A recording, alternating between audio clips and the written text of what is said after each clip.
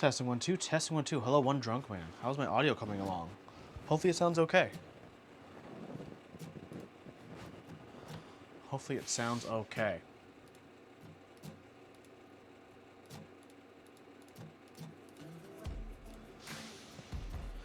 It's time for the keyboard stream where I do stuff. Possibly, maybe. I will. If you're watching the VOD, feel free to fast forward until things happen. Thanks, VOD crew. Or stay along. I don't know. I'm not the boss of you. Hello, Splice Types. Hope everyone's doing good today.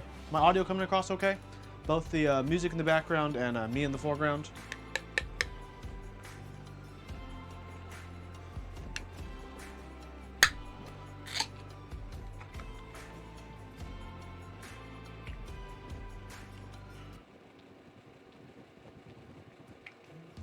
Ah, sounds good. Sweet.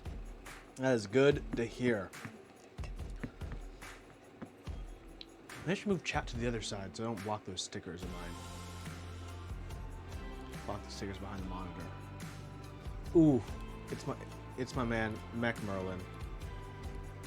Hope you're doing great. Edwin, I thank you so much for that tier 1 subs. And 14 months since you've been subbing. Holy moly! Thank you so much for all the support. Let's move the chat to that side. Maybe that'll work out. Thank you, thank you, thank you.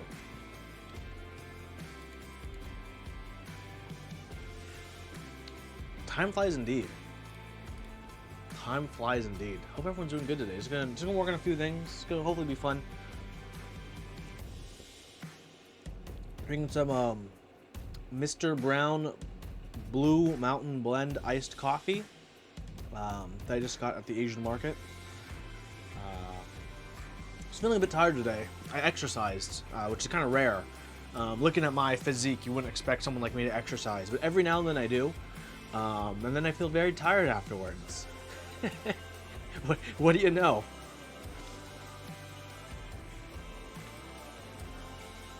So I got a little coffee. A little pick me up before we really get into it. Hello, Solji. Good to see you. Mosh mosh. Yeah, we have some things today. I got my Via that I'll be building up with the POM Holy Pandas I lubed during the week. And then I have my glorious board, which I'm gonna fix one thing. That's why I was gonna do my review today, but I was shooting all the B-roll and editing it. I'm like, no, I should do it right. I should install the right shift stabilizer, even though that's just a glorified FN key. So we're gonna do that today too.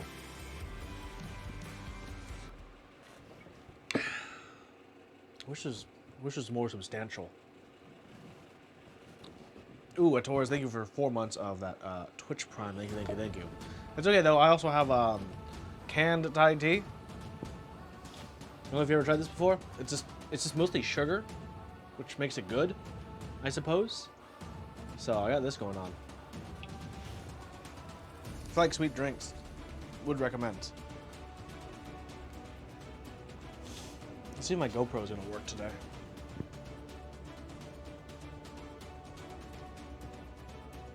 Hey, it's working. I can show you guys things close up now. Hello, Laughmaster. I thought you were camping, bud. I knew you were back from camping already. I would have scheduled to build your stuff. But yeah, we have some fun going on. We have some fun going on. If you like sweet drinks, Thai iced tea is a pretty good option. But we're gonna be working on this one, the trampoline mount board that I talked about last week. This is a very unique board. It's very interesting. I'm a big fan of it.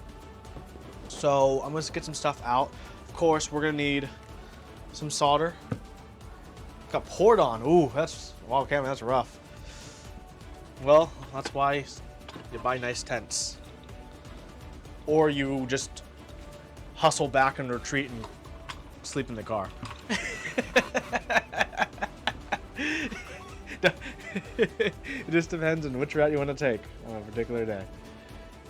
Okay, let's unplug this because I'm not using this right now. This belongs to my ultrasonic thingamabob. That one next to me. Hope you guys like my new little poster I have mounted on the screen. If you're wondering how I mounted this, with the power of tape and magnets.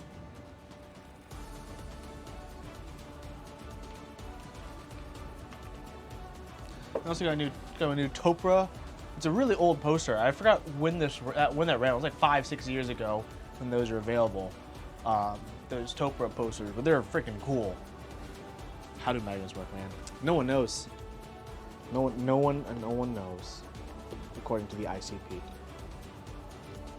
Okay. Yep. This is in. Let's just put this onto the corner of my desk. The only bad thing is when I have this here, it completely blocks the GoPro view, which you don't need to see that. Maybe I should put it on the other side? I don't know. How should I handle this?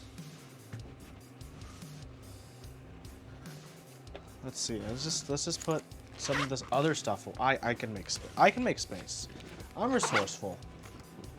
Speaking of being resourceful, how's everyone's weekend? I hope everyone had a great weekend so far. My weekend was kind of a mess. I didn't get anything done that I wanted to get done, essentially. But at least I got tonight's stream, so I mean, I got that going on in my life, I suppose, you know.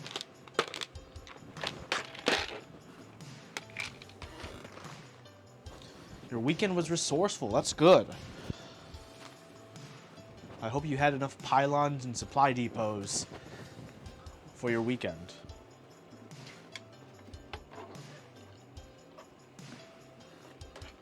Oh yeah, didn't they announce no more new content for StarCraft 2 now? StarCraft 2 is now basically in maintenance mode. Start your college application essay. Good luck, bud. My big advice is if you have other friends or relatives who have gone to colleges and had to write their own essays, I definitely recommend having as many people as possible look over your essay, which does mean finishing it early enough to send it out to people to have, you know, them review or look at, give you advice on, enough time for you to actually go through those changes and edits if you find any that are particularly good. That's my advice. This is what I did. I had like a dozen people look at my college app essays before they went out, which is really good and really helpful for me. I'm not sure if that advice still applies in what year is this, 2020, but okay, so today we are going to be using the Desk Hero Holy Panda POM Edition switches for this VIA build. It's gonna be, I think it's gonna be pretty exciting, you know. Trampoline mount board, which is a very unique mount. I think this board is definitely like, it definitely goes along the question of like, how many gaskets is too many gaskets? This may be too many gaskets with the thickness these gaskets are, but you know what? YOLO, we're just gonna go for it, okay? We're gonna go for it. Any questions before you get started? If you have any questions while I, you know, take this apart and whatnot, feel free to just, you know, rapid fire. Ask at any time. Because we're just here to be chilling like villains, you know what I'm saying? Be chilling like villains on a Sunday. Cool, relaxing, no nonsense Sunday. Start by flipping this over. And start by getting these at Hex 2 or 2.5. It's Hex 2. What a rare time to be alive. But yeah, best of luck on your college app stuff. Yeah. No big deal. It can just, you know, possibly change your entire future, depending on how good you do. NBD, NBD.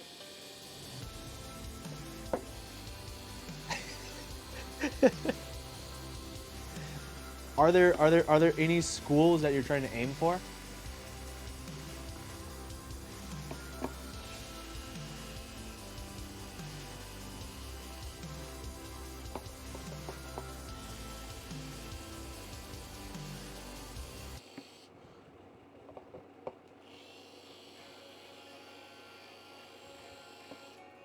Temple? What? Solid.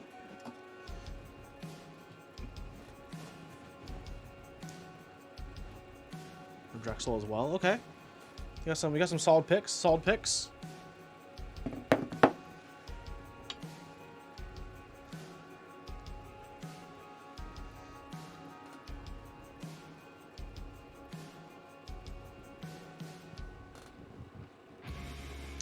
I did not get into any of my picks.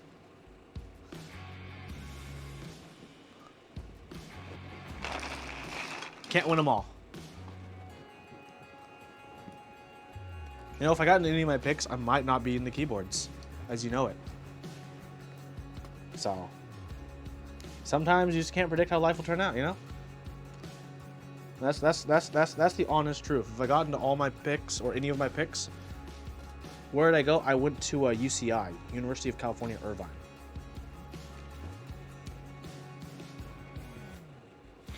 That was my backup.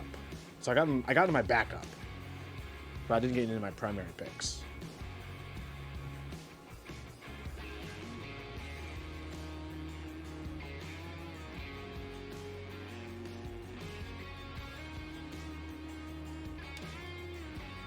I mean, UCI isn't a bad school. It's still pretty competitively rated, so.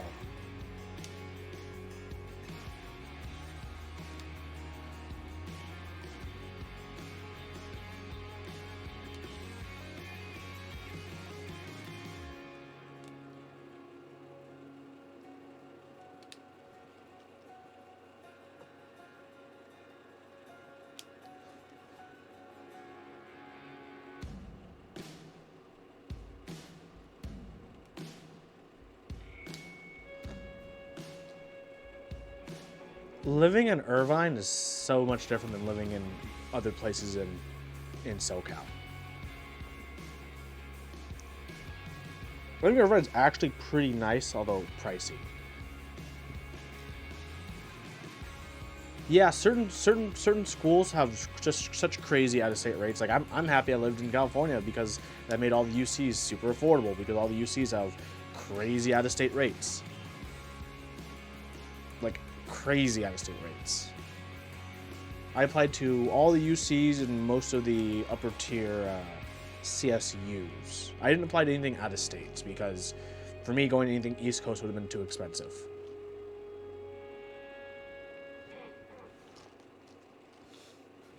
Yeah, same with me. I'll no debt free. Only applying to in-state schools, back one in New Jersey. Not bad. Yeah, I mean, I think these days for most people, like in-state just kind of makes the most sense economically. I mean, unless you got like, you know, a scholarship or something that helps offset a major amount of those costs, or they have some kind of like scholarship-ish program where you pay the in-state costs while you're a, even though you're, you know, out-of-state person, that stuff like that.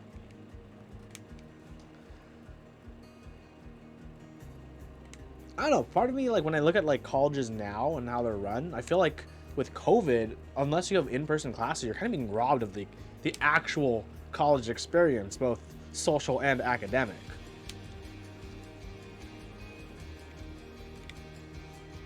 I don't know, do colleges still have, like, office hours with COVID? Like, you can't just swing by your professor's, you know, door during office hours and, like, hey, I have a question about this, and then, like, they actually walk you through.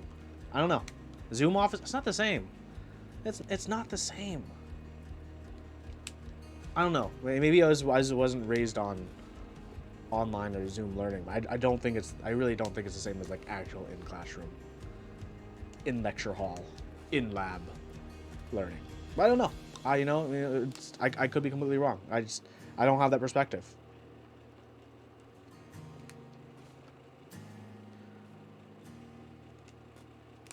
Is my hair less? Okay, yeah, I have to lean a little bit more nowadays to get in frame. Not too bad. Students are doing less learning and more assignments. That's kind of BS. I mean, you should be doing the appropriate amount of assignments to reinforce what you're learning, and you should be learning a decent amount. Your dissection lab was just watching a video. Oh, that's lame. I mean, I'm sure those who are squeamish may like that more, but still, that's actually kind of lame. right? That's not actually learning.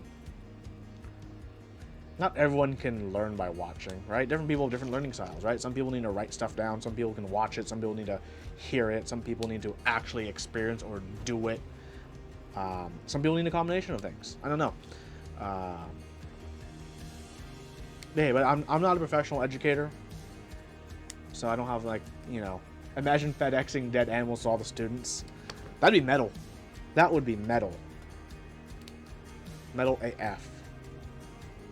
So I have all the stabs in, so we don't have to be bored and watch me lube stabs. All these switches are already lubed on stream. So I guess we just get to lubing. We just have to get the fun part. We just go straight to lubing. Not lubing, straight to soldering. And this board's gonna be done easy peasy lemon squeezy. You know what I'm saying? So I'm using a VIA PCB, or not VIA. I mean, what's it called? WT60 PCB, the one that flex cuts, trampoline mount. So one thing you may have noticed, if you haven't seen this board before, is the plate doesn't actually make contact with the top or bottom of the housing. What's being sandwiched are these little gasket flippers on the side. WT60D. Thank you, Laugh. These little flippers are actually what makes contact with the top and bottom case. So the plate doesn't touch. The plate isn't mounted, right? So normally when you see, you know, a plate is gasket mounted, that's cool. Plate is top mounted. The plate is technically unmounted. The mounting exists between the plate and PCB. That's why the closest thing I can call this is a trampoline mount, because the plate itself doesn't touch the top or bottom, like with essentially any other kind of mounting style, right? It's these gasket layers that are making the contact and being sandwiched and gasket mounted between the top and bottom. Pretty unique, pretty cool. When you did frog dissection in freshman year of high school, your friend took the eggs out of the frog and stuffed them in the frog's mouth. Nice. Okay, let's put these to the side. Let's turn the... If the plate does not give rigidity, it gives what? A tiny bit of rigidity sound? I mean, it still gives, you know, it still gives a platform for the switches to exist on. So essentially, when you're pushing down, right? When you're pushing it on the plate, instead of, like, normally when the plate is mounted, right? The flex is of the plate. Now you have the flex of these gasketed sides, but there's still going to be still a good amount of plate feel because it's, you know, all 6 points, right? 3 top, 3 bottom.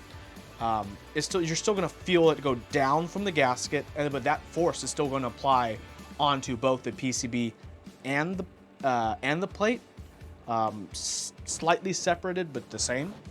So it's going to be unique and going to be different. It's going to help with, but it will have a slightly different sound and a bit of a different feel. I've never used this with tactile switches. I've only used this with linear switches, and for me it was okay. I use them with silent switches, which also had those rubber bumpers on the sliders, which I think is the worst actual way to use this kind of mounting. But we don't really have much information on this mounting, to be honest. So I'm excited just to try this out and see how it goes. The finger moves longer distance, so key travel is longer distance. Finger moves longer distance, so key travel is longer distance. No. I think the absolute distance may be longer, but just remember, key travel is always key travel, right? I think you're thinking of the absolute distance, right? Because there's the flex distance. Okay, I'll do it horizontally. There's the flex distance, right? If this is the top of the keycap, this is literally hitting the bottom of the case, right? You have the certain amount here for the switch distance, right? The side you're moving to the bottom out. And then past that, you also have the flex distance. Both of these can happen concurrently, depending on the strength of the spring and the strength of the material being flexed. So it's a unique relation. So that can change the absolute total travel, but the key travel itself is always going to be what the switch's total travel is. And the gasket travel, that kind of depends on the space we have to flex. And I don't know that necessarily completely, but it's gonna be interesting. Hello, Zerkowski. Thank you very much. I hope I pronounced your name correctly.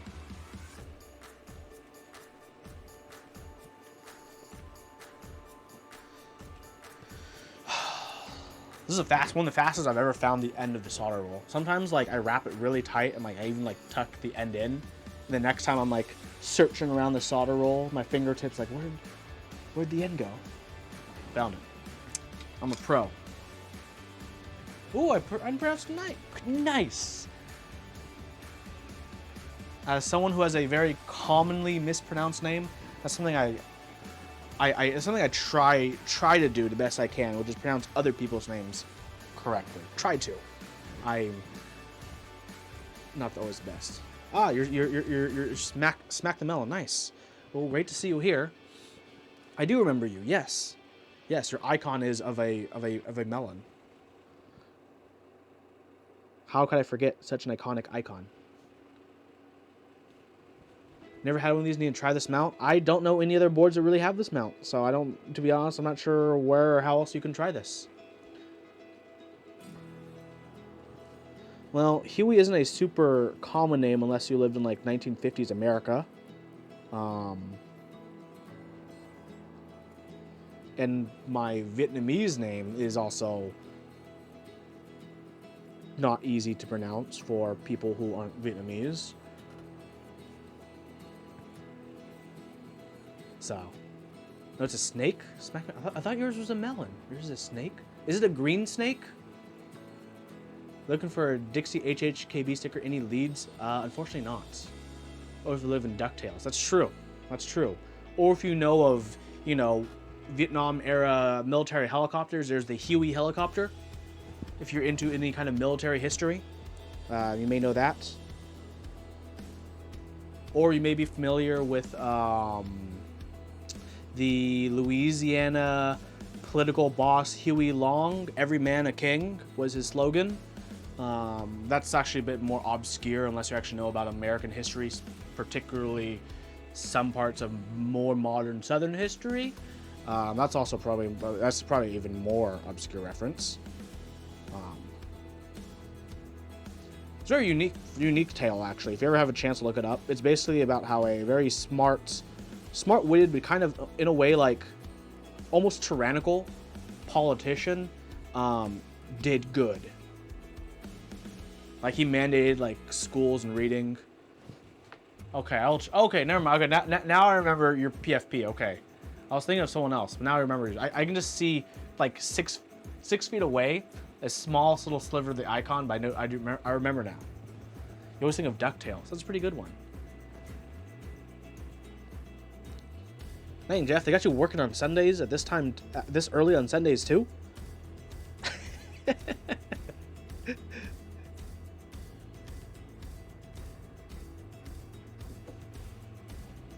need a freaking... You know, I just have to stop leaning forward so much to solder. It's bad for my back. Anyways. Ugh.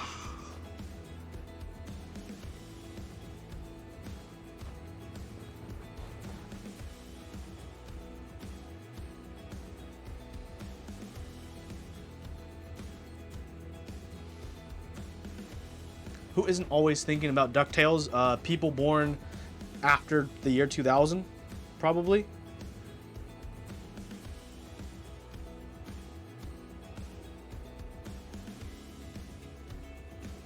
People who are, for some reason, way into military history, modern military history, more so than cartoons. They have the reboot, so it's relevant again. Did the reboot take off?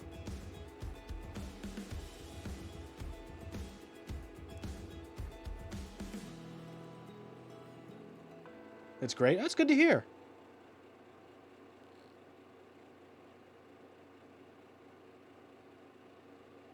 Like, man, I always feel like it's almost natural these days when you hear, like, reboot. You're like, oh, man, a reboot?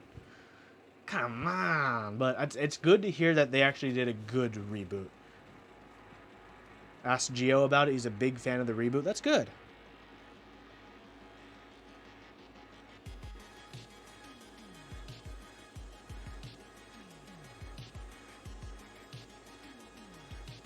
I love the traces on this PCB. Has anyone looked at this PCB closely before? Like, actually, like, looked at the traces And like, these are beautiful traces. These are so nice. I wish it wasn't like skin colored, so it's like way easier to... Okay, wow, I can't even reach. Come on, let's see if I can reach it. If I can reach it. Oh.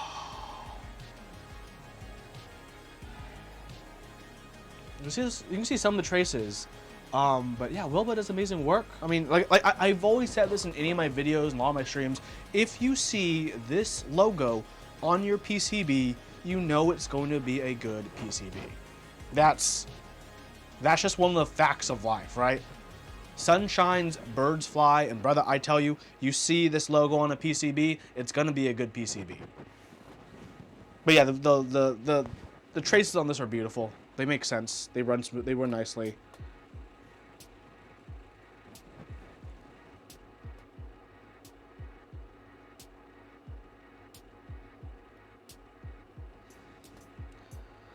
So I'm bummed. I did my bum wipe stems from 415 keys were supposed to arrive yesterday, but USPS is like, nah, mate, we're gonna be running late, so I don't have those yet. So I can't build my Yohane TKL. Well, I have to figure out those stems are any good first. Then if they're decent enough, and I have enough of them that are decent, I'll use those in a linear build for the Yohane TKL. But it just upsets me because otherwise, you know, when I get them, I need to figure out if they're good or not. And when I figure out they're good or not, I can just proceed with either using those stems or just going with like lubed inks, right? And then building up that Yohane TKL. But I'm just like, I'm just sitting on the build right now until those stems arrive. And to be honest, it's just a little bit infuriating.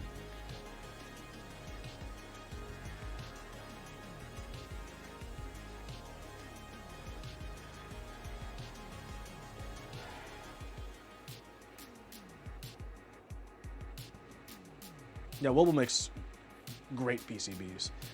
Wilba and Heine. Those are my two go-tos for PCBs. Gonda Lindrum's a really cool guy and does really, in my opinion, looks like he does some pretty can do a pretty innovative and unique PCB work. I've just never had any of his PCBs, so I don't know yet. But I'm hoping in the near future I will be getting one of his PCBs to, you know, try out and see how it is.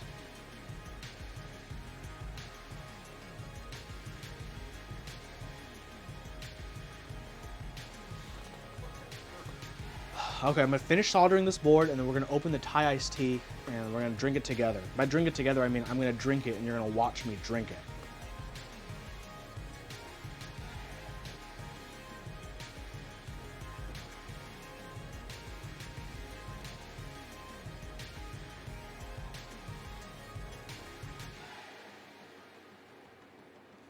AIO3. I haven't used an AIO3 PCB. I've heard he does good PCBs too. I'm the kind of person who even if I've heard good things, I personally like can't say he does or not until I've used it myself. But I've heard he has good PCBs. I just haven't had a chance to I don't think I've even built any of AIO3 boards. I'm not popular enough to be sent builds like that. So I don't know. I unknow.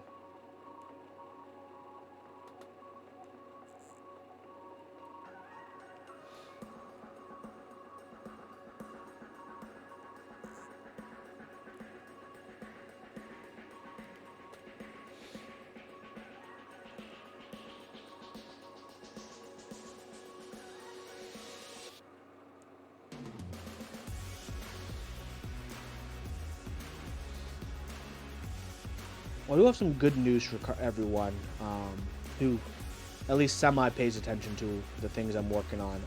Fortunately for me, work has been getting a bit, I won't say it's not easier, but much more manageable. And it will look like it'll be more manageable in the next coming months, which means I can finally start focusing much more time and dedication to working on keyboard content again. I know for the most part, for like the last 3-4 months, if you've been watching my stuff, it's basically been, you know, a drought of keyboard content. But finally, it looks like I might finally have time to start, you know, really pumping through and working on some keyboard content for y'all. Like I said, I already have the Xeno review that's going to be releasing the end of November. Nice little match up the 2-year anniversary of working on the Xeno. So I think it's a good time to release it, right? Right?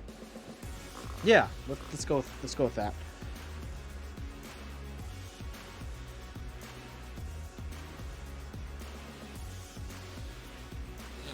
Xeno review will finish when the GB does. It'll probably finish beforehand. I mean, I have a concrete date on my calendar when that video is coming out, and from my sources, they will not finish shipping by the time that video comes out. But we'll see.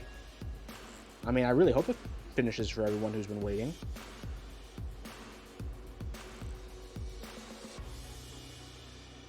One of the rare times I've streamed early enough for Nebulant to catch it.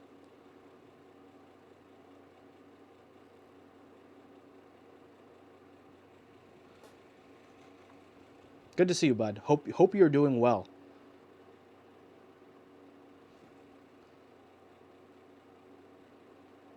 And then this coming week, I'll have a this month in keyboards. So, yay.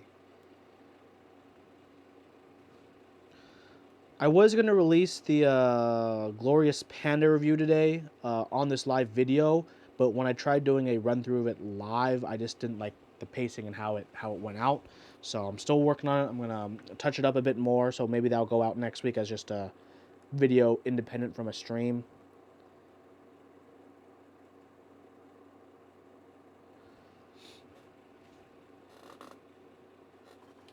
Hiked 10 miles. Ayy. Good shit. Did it rain on you too?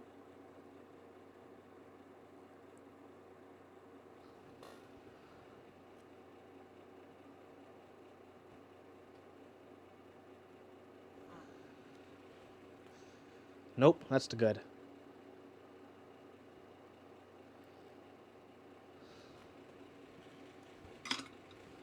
Always it's like I know for me it's just like a matter of like perspective. I remember seeing on Reddit, I saw the other day, someone drew a map of the US with the middle of the US. If the middle of the US was by the center of the US's population, so the equal amount of people would live north, east, south, and west. And I think that point was like a bit south of Chicago, if I remember, or a bit lower than that. I was like, wow, that's still really east. But then again, a lot of the middle states have like basically no one, and the East Coast states are like a lot of them are like really packed, right? I always forget stuff like that, where it's like context. Right, the whole world doesn't revolve around my states. Okay, let's put this back together, and then we'll be hunky dory, right? Except Maine. That's fair.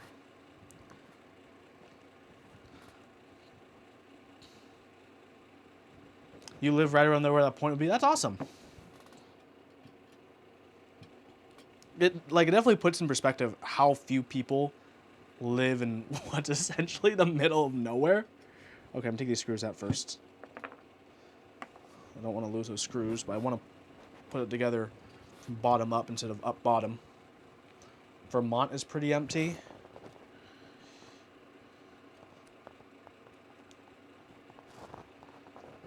Isn't Vermont like just a more popular version of Maine?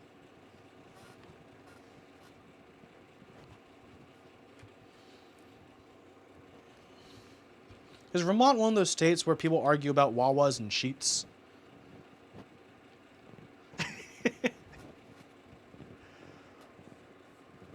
Or am I thinking too north? No? Okay. That's Pennsylvania. Got it. Talk about North Dakota. North Dakota and South Dakota just merge. Vermont, the state capital, the lowest population. That's a shame.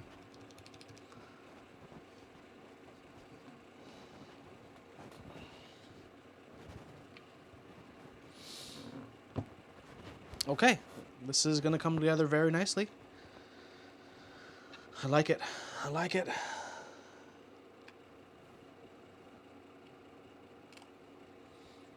Cumbies. Let's head over to Cumbies, everyone. I'm sorry. Very immature of me. That's kind of cumbies. I'm sorry.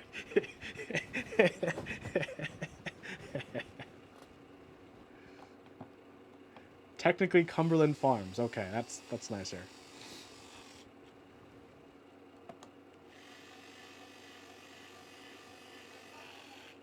Well, I understand why everyone would call it Cumbies.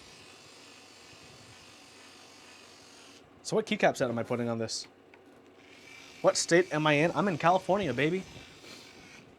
I feel like I talk pretty stereotypically Californian. I got my hard R's. It's like a more aggressive news anchor. I talk like an aggressive news anchor. The only thing I know about Vermont is their cheddar cheese. Doesn't Vermont also have not bacon, syrup? Olivia on the Olivia design board in Olivia color, right? Yeah. Everyone lives in New York, California. I mean, they are very populous states. I don't live in the Bay Area or LA, though. So if you're not from California, you'd have no idea otherwise. Or if you haven't been or lived in California, you probably have no idea otherwise of where I live or where I am. I am not in any of the popular or YouTuber or keyboard areas of the states. Let's go grab a key set. Gonna put a key set on this board now. Well, you know where I live. I mean, you've been within a couple, not a couple, but like 6 miles from my house.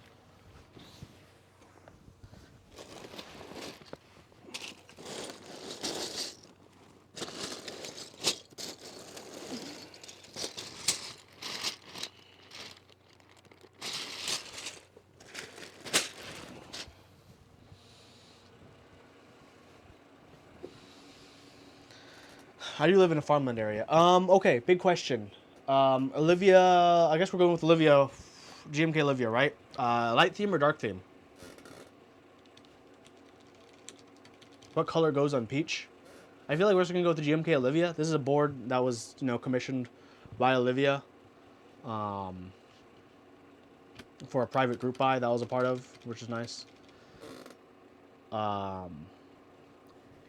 Or olive actually might go well with this, right? No, but the board I have olive on, like, kind of works perfectly, and would work better on that than it would on this, huh? White theme, Olivia? Where is my white theme, Olivia? That's a question. What board is it on? I don't even know. To be honest, I don't even know where. I have to actually look through my boards. I don't know if you guys just want to see me flex for a couple minutes to find it.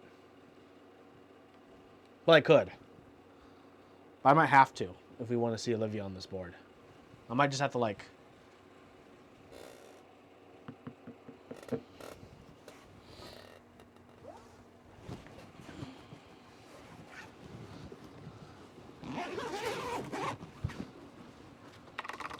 Nope.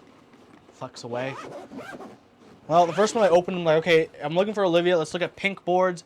Open up to CA66, so that's SA Olivia. Wrong one. Okay, next up we have... What else? What else might have it on it?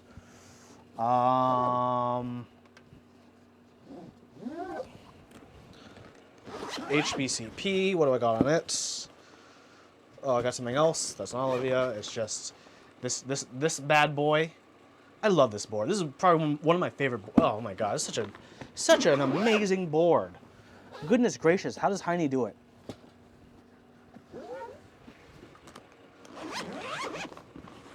Let's see.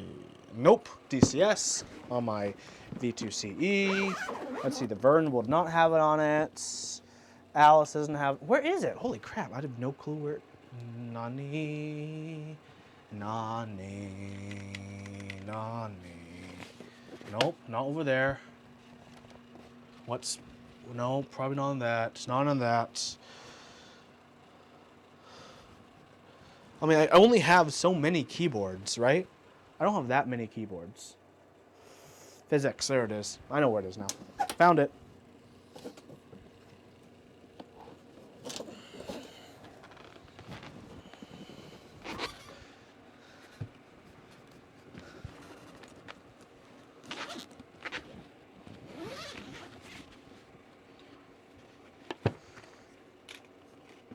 It's all dusty. This is my original Olivia set.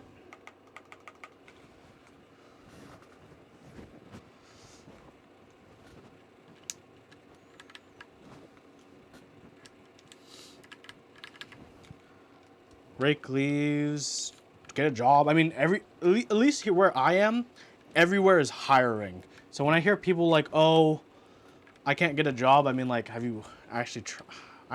I feel so mean saying stuff like this, but like, there's so many people in my area complaining, oh, I can't get a job. I'm like, have you tried? Have you legitimately tried? Because my work is hiring. Every place down my street is hiring. Do I lube the Sims? No, I'm just a baller, a shot caller with 20-inch rims on the Impala. Just true. 15-year-old, I don't know about your state laws. Yeah, like things like places like Mickey D's, Wendy's, Burger King's. Have you applied in person? Have you actually applied in person? Or have you submitted all their applications online?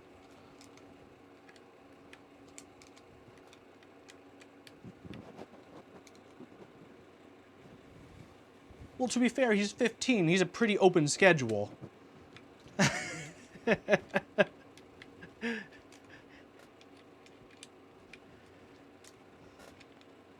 But at least all the places I know, like my place and a ton of other places, are looking for people for full-time work. There's not enough people willing to do full-time work, at least where I live.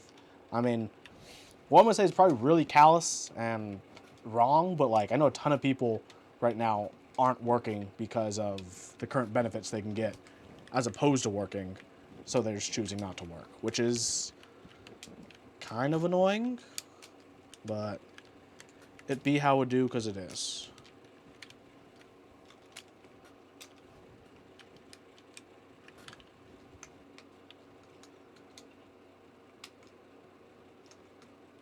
You're not working right now because because you have standards, Nebulant.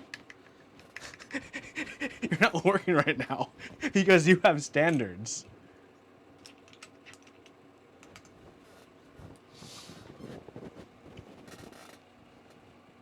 Oh, okay. If your state has late working laws for 15-year-olds, that is a pretty big deal.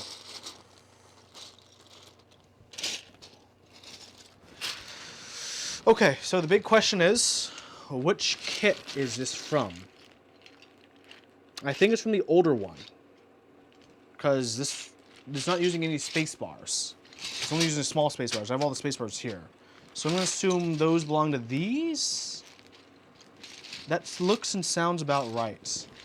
This is really confusing when I have two Olivia sets. I didn't label them like an idiot. Well, I'm confident this is plus plus, because this looks newer. And this is round 1.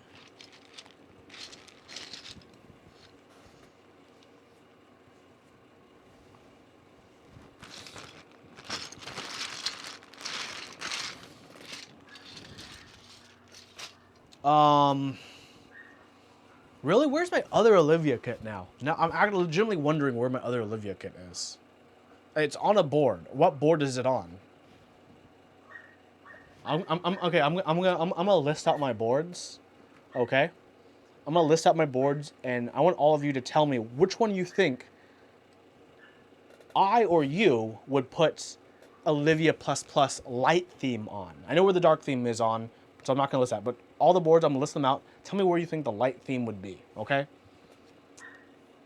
SKB 60, X 60, Squid 60, Unicorn, Bauer, Nunu, Jur 80, Elemento FR 87, Rukia, Alice, Xeno, Vern, Duck Unicorn, Polycarb Singa, Norbatouch, Alpha X1, E7 V1 Founders Edition, all brass, Jane V2, Osa, Crown TKL.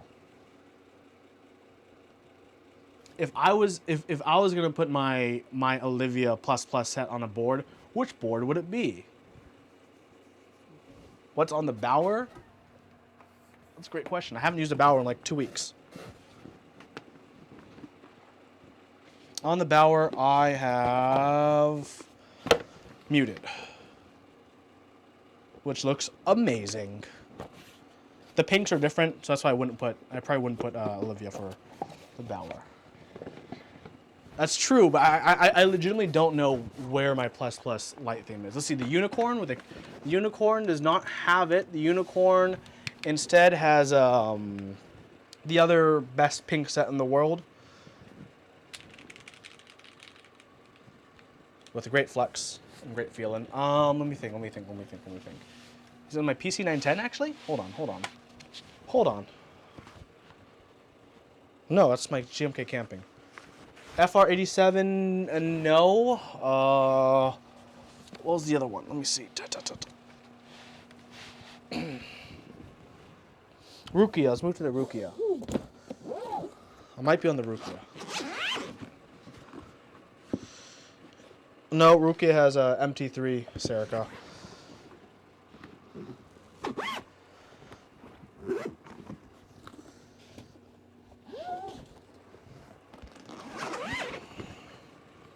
Alice. So the other board, the other set I was thinking for this would have been Olive, but come on, like, how can you deny this?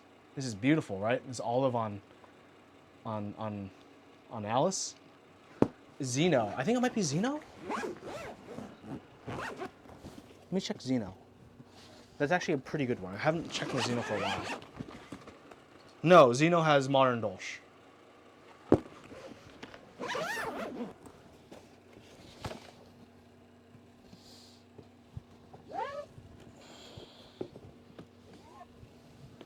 Like, this set has to be somewhere. I just don't remember where the set is. Polycarb Singa with Hydro. This is an old school set. Not the Crown TKL. Oh, I know where. I suddenly remembered because I was gonna do it for a review. It's on my MK65. This is my B. This is my B. I'm confident it's here. Okay, it is here. Okay, this is the plus plus. So I know where the plus plus is. So this matches with this. Sweet, we're good. We're good. I'm sorry, everyone. We're good. Sorry about the squeaking chair. I'm sure I put it on something. Let's turn the music back on. And let's finish putting keycaps on this, and then we will drink my Thai iced tea, because I'm getting a bit warm and thirsty now. A bit warm and thirsty. Where's my keycap puller? Here's one of them. I should probably desolder this tonight. These are with the silks, factory lubed. They're not horrible, but they're also not up to the Huey code of standards. You know? Has anyone else tried silk switches in chat? Just curious. Novelty silk switches, the lubed out of the factory ones. I don't think they're not horrible. They're something I'd probably recommend to someone who's new to keyboards for sure.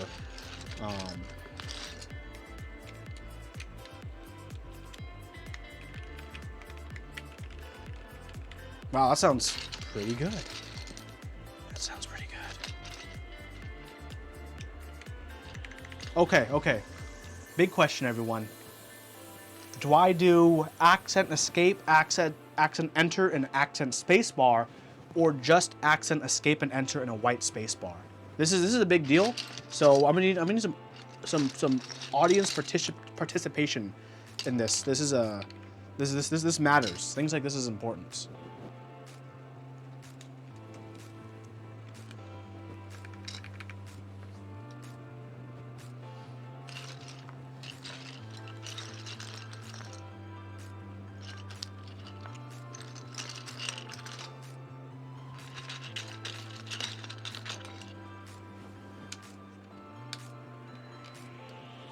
This is the wrong one.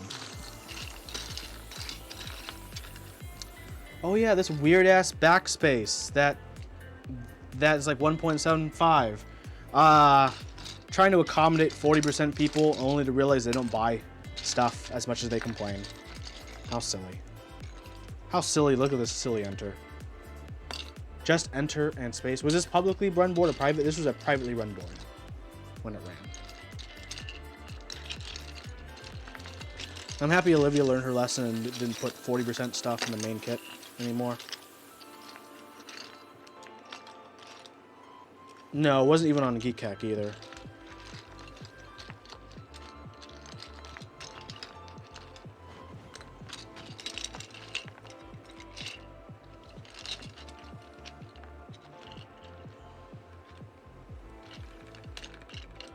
Wow, this sounds really good. Color me impressed. Big question, what color is impressed?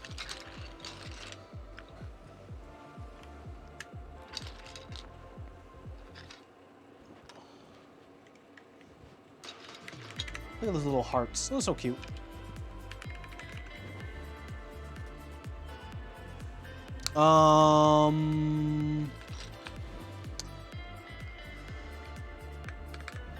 That is the wrong one. Why? Where's the correct one? Where's the correct one? It's not this one.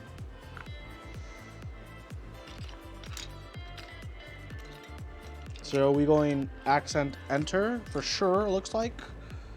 Let's nab that from this top one.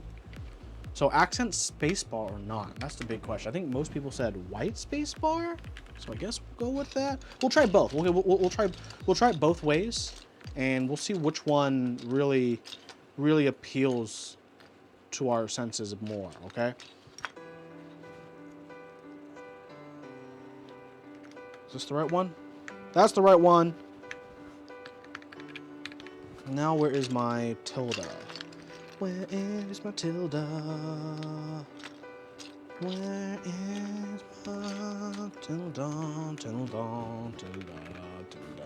Okay, so with the white spacebar, it will look like this. Okay, everyone, just suspend your disbelief, and this is what it looks like with the white spacebar. Okay, going once, going twice. Okay, and now here's what it looks like with Le Rose Gold spacebar. Okay, going once, going twice. What are you doing? Alpha or accent?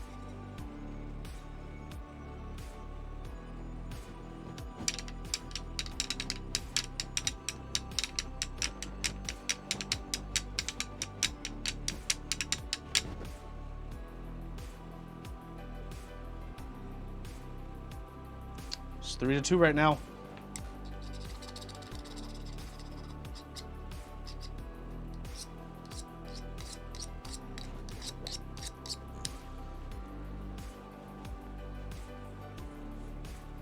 Alright. Accent still pulling one ahead.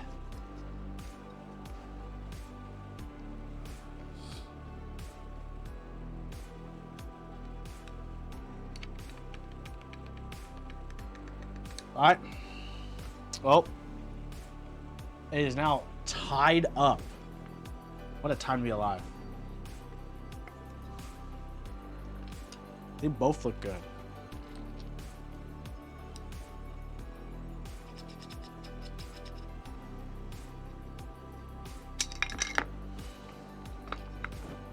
Alpha.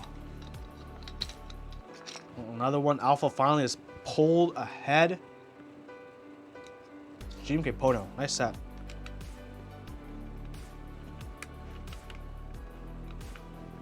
Mounted on properly. That's what it looks like. Okay, you guys want to hear what it sounds like?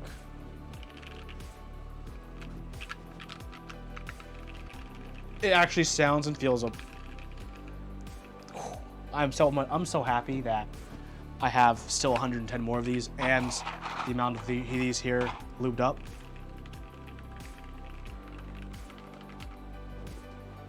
Wow, this is pretty nice. I'm gonna clean up first, and then we'll give it a little listen. Okay, let me take off the switches off this board while I'm here. I was considering desoldering this stream, but I am almost done with my LZ Physics review, and the review does include my thoughts on the silk yellow switches, so I'm going to leave them for now, and we'll do the rebuild after I finish that review, which will be out probably sometime next month as well, probably before the Xeno review, actually. Because their Xeno review is going to be the end of next month, end of November.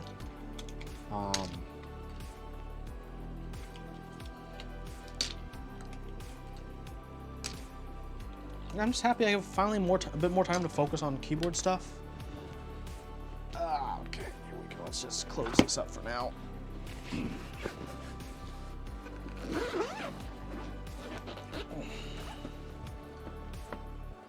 Okay, put this up here. Let's gather all of this. Before that, okay, let's get this here. If I was a Sharpie, I would be somewhere else. Let's grab a Sharpie or a pen or some kind of marker.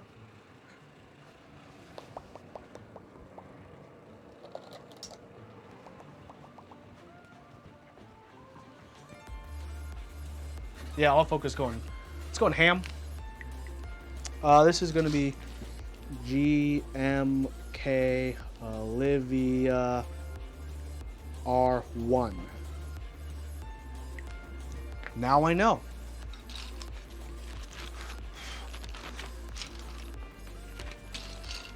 But yes, these are the POM Holy Pandas I've just installed on the VIA, which is a pretty hunky-dory. Pretty cool. Okay, let's just...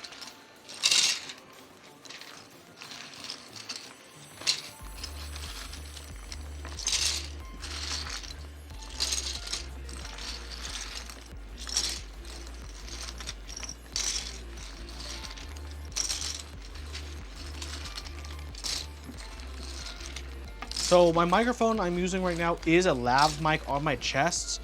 So while, you know, it's omnidirectional, it's not going to be the best at getting, you know, typing sounds like a shotgun mic would, but I'll do my best to bring my chest to my board and give you all a good idea, okay?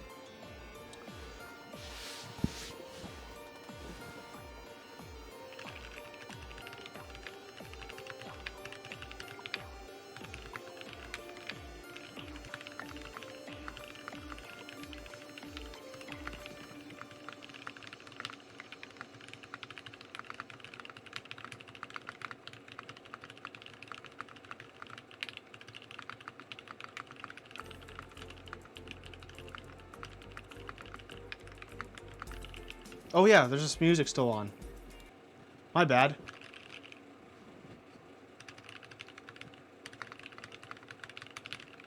There's a fan in the background as well. Is that annoying? Is that getting in the way?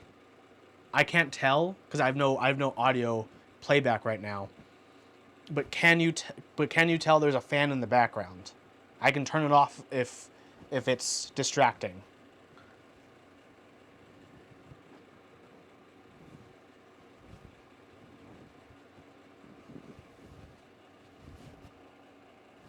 It's fine. We can hear the fan, but it really doesn't matter. Okay. Well, I'm bringing this closer to my chest now. I'm typing like a T-Rex, okay?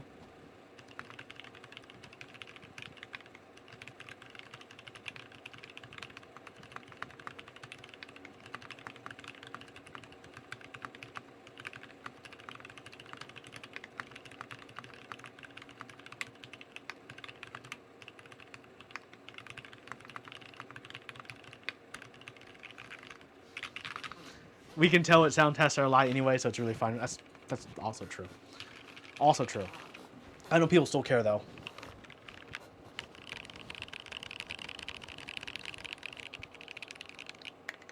But they get the clicks and get people into the hobby, right?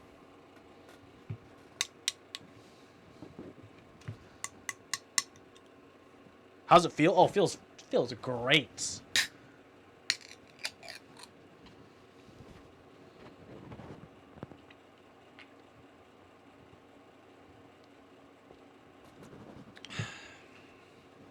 Feels great. And IRL, it sounds great.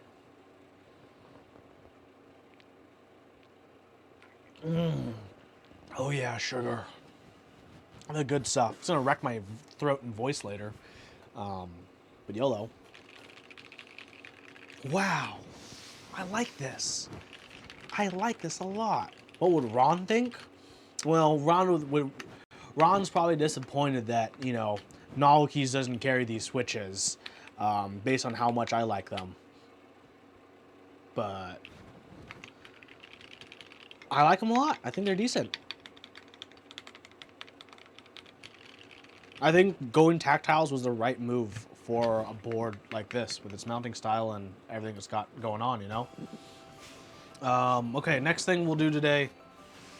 If you don't get PPT ABS, then what set would you recommend instead? Because I know I dislike that set. I mean, depends on what you want, what colorway you want, what kind of material you want. That's a very, very, very wide open question. Is Mike gonna rerun Ron? I don't know if he will. I hope he does. I know a lot of people asking about Ron. I know like 2 people offered me on stream like, hey, I'll buy Ron from you. I'm like, no. You don't know how adoption works? You don't just sell your Ron.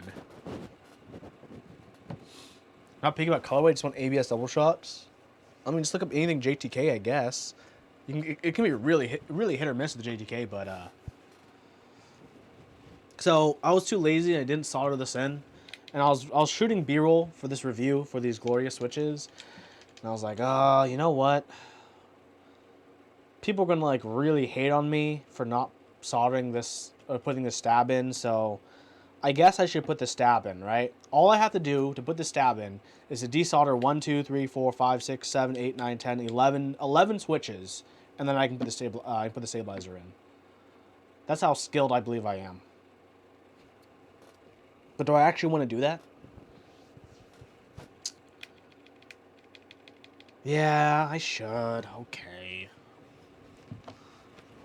Doing things right. Imagine.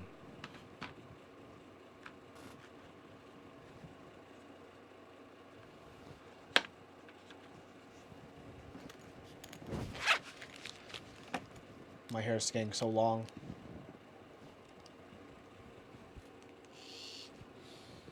Should I make the pip window bigger?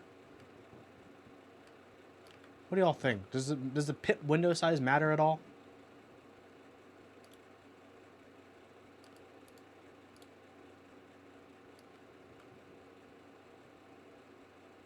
Like I could have the pip window like bump bump bump bump bump bump bump bump bump bump bump. Oh, I need to move it to the right spot. Bump. Or is that too much pip going on?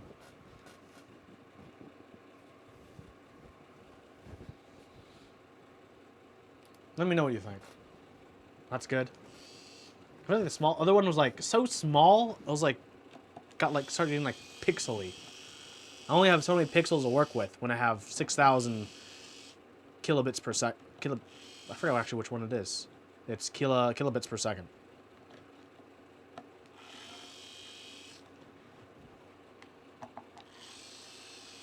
Yes, this is the KN. That is. You can't get that stab in. Yeah, I have to desolder. I can get the stab in. I only need to desolder like a fifth of the switches. Okay, big heads up to everyone who's gonna be watching what I'm about to do. Don't do what I'm about to do. Yeah, Nebula, I'm not planning on bending the plate. I'm planning on bending the PCB, bud.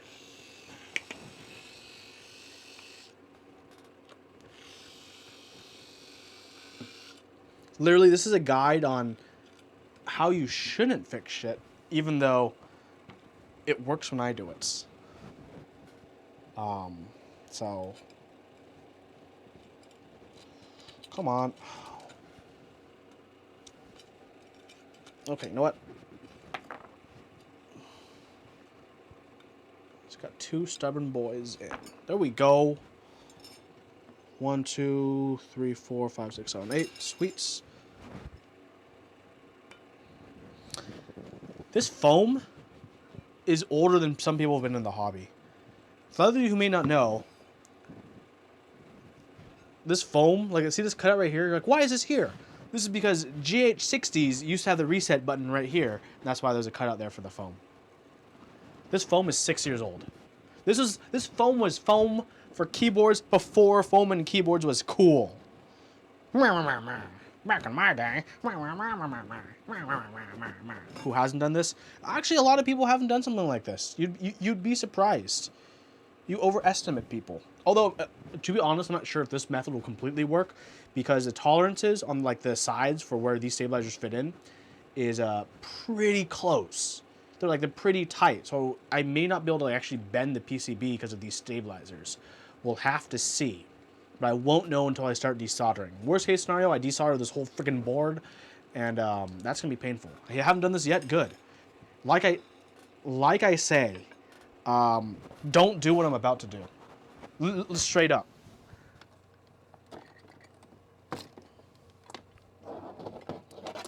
If you do what I'm about to do, you could very well mess up your PCB.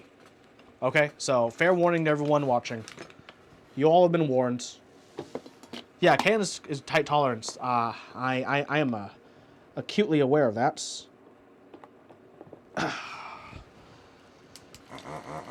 So we're just gonna have to see.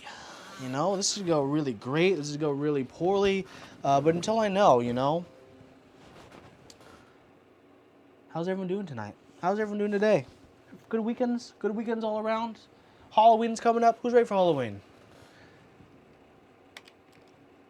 If you're entering a southpaw, you're most of it.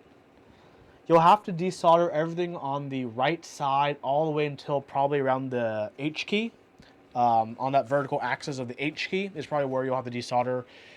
If you want to be able to just slightly bend the PCB and plate apart from each other, install that lube stab.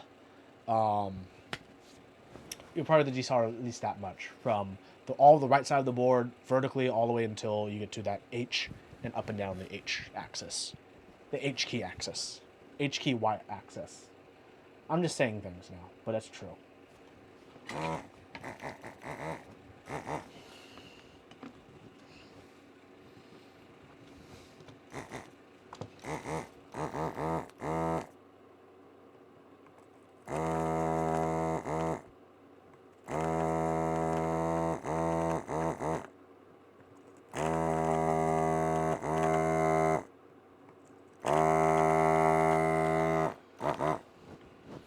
Just about too many arsons. Also have to wire up my house with Ethernet. Ooh, Cat 6 life. Do you fiber or something fancy, Jeff? What am I doing? I'm fixing a keyboard in a way I do not recommend. Don't do what I'm about to do. You have new Fey matcha switches. Make it outside. Try to desolder and redo all the awful lubing you did. Not the worst of ideas, you know.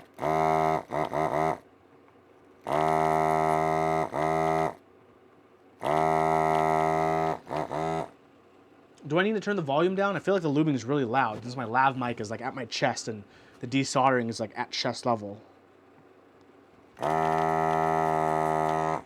Sounds like desolder pump is fiber. Oh, I'm so freaking jealous.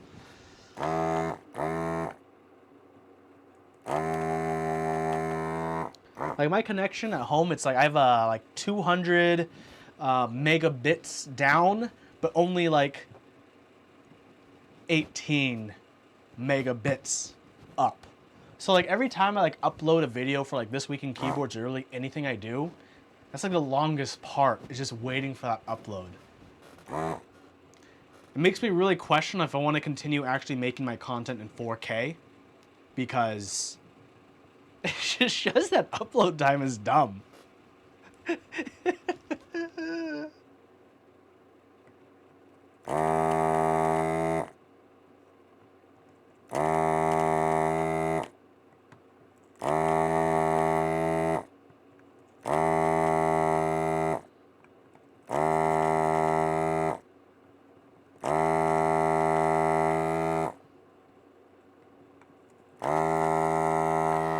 You have fiber, but your speed up is worse than your last apartment where we had 400 down. Ooh.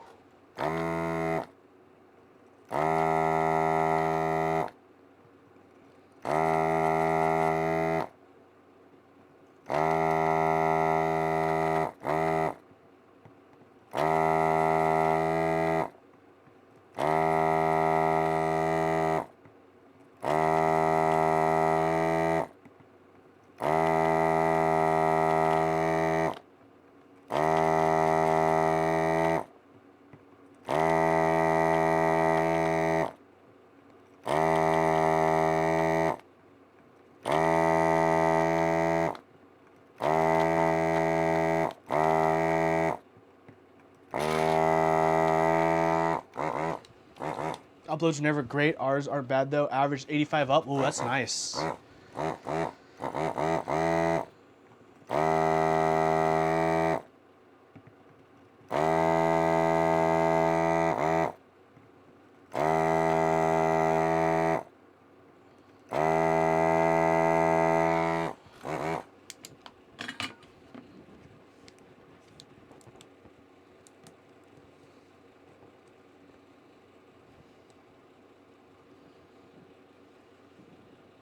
Oh, I could totally fit a stabilizer in.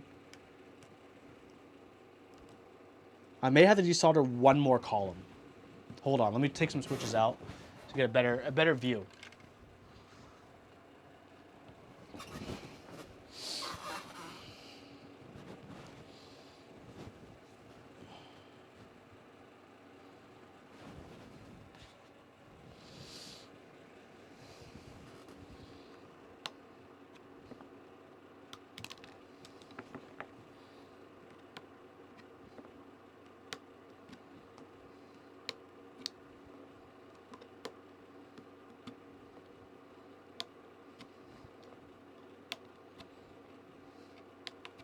I love the desoldering gun. Look how easy this is. That was simple.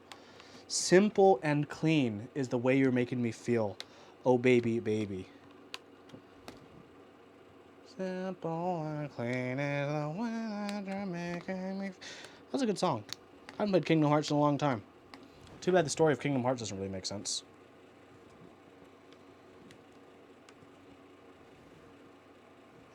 Yeah, desoldering one more column would be the safe bet, but yeah, I'm gonna do one more column. I'm gonna do one more. I'm playing it safe because this is a PCB that's prone to fucking up. A year ago, you had 20 down and 1 up. Now you have 1,100. What a time to be alive, right? What a time to be alive. I'm so jealous of Gigabit. 980 down, 35 up. Ooh, better upload on your cell phone. My cell phone uploads pretty slow. Okay, I'm doing one more. Oh my god, did you just see that? Yikes! Good thing this is. I put another leather mat. Hold on. Let me just show you what just happened. Okay, my desoldering gun just freaking Can I? Is this loose? No, it's not loose enough. Is it? Can I do it this way? Nope. How about this way? Do you see right there? This is solder jizz right here. It's like a lot of it too.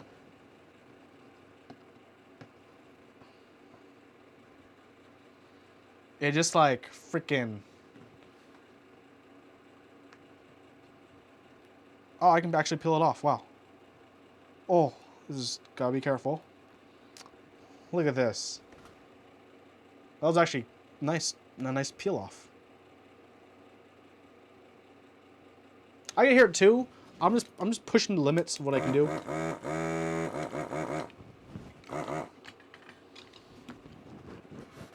One more column, because I'm trying not to like interrupt my workflow of like just. Okay, one more column will be good.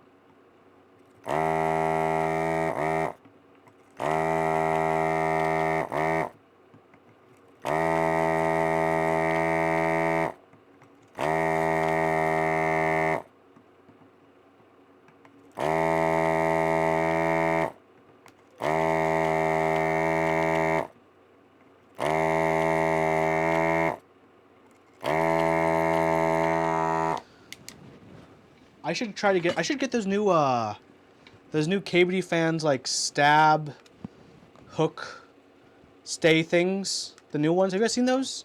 What do you guys think about those? I think you only really need those if you build keyboards poorly. But I don't know. I haven't really had an issue about.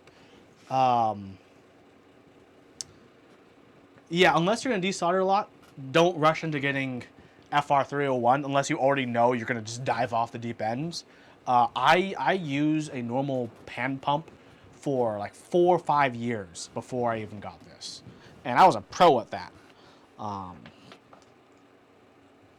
Okay, let's put a stab in. Do I even need to put a good stab? I can use a cheapy stab. No one will judge me, right? Can I use a cheapy stab? Because I don't care about this key anyways. I can use a cheapy stab.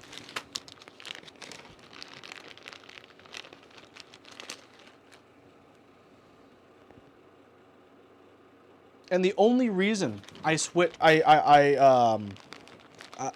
had to stop using my pump was after 5 years, the threads no longer held. Like the spring was stronger than the threads. So if I tried to like screw it apart to put it together, and I pushed the spring in, the front would just explode off. Mine failed because the threads eventually gave out after 5 years of constantly opening it, cleaning it, putting it back together. That's how mine failed. I'm gonna lube these real quick, and we're gonna be done. Yeah, it builds character and confidence, right? Like, if you don't use a solder pump enough, you're not gonna have like a big ball energy to do what I'm about to do.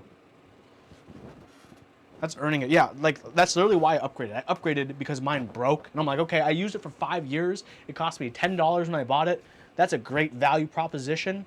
It also teaches you really well about soldering and desoldering, because if you know how to manage the heat very quickly and effectively, then you'll be in good shape. Where is my dielectric grease? It's right here in a silicone brush. I love these brushes. Going. I already clipped these, but I didn't lube these. I don't know why I got into the situation where I decided to clip but not lube them.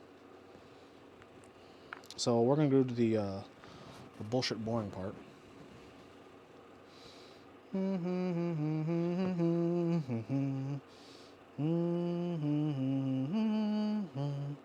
Oh crap, that song's stuck in my head now. Many songs are stuck in my head now. I have to be really careful of not humming or singing them, otherwise Twitch will DMCA me. Have you guys been reading about that? Twitch has been going hard on their DCMA claims for people using music now. Instead of just like, you know, silencing or muting the stream like they did in the past, now they're telling people like, hey, if you don't like knock it off, we'll actually have to give you like actual action against your account. And a lot of creators have been like, a bit worried, especially those who play like rhythm games.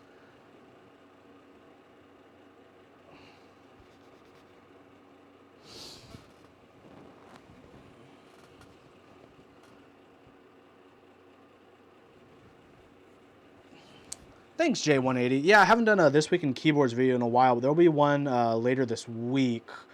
I've just been, like, for the most part, really busy about it. Yeah, my Glorious Panda graphs will be going live later this week. The video is basically all done. I just have to redo the B-roll because, like I said, I didn't have the stab here, and I know that's gonna, you know, upset people. So I'm like, okay, I'll just redo the B-roll so people won't get upset. Oh, what up, Retro Maple? I can't speak. Retro Maple. What keyboard is this? This is the KN210, the old version, as in like the version from like 3-4 years ago. I'm just putting in a stab in a way that I do for myself, but don't typically recommend to other people to do. It's the danger zone way. It's where you only desolder a third of the keyboard to put in a stab, unlike the whole keyboard, and you just bend what you need to bend to move it into place. You know, just doing as I do. Okay, I think the bigger picture-in-picture is the move. Is le move. Also, thank you J180 for the follow as well.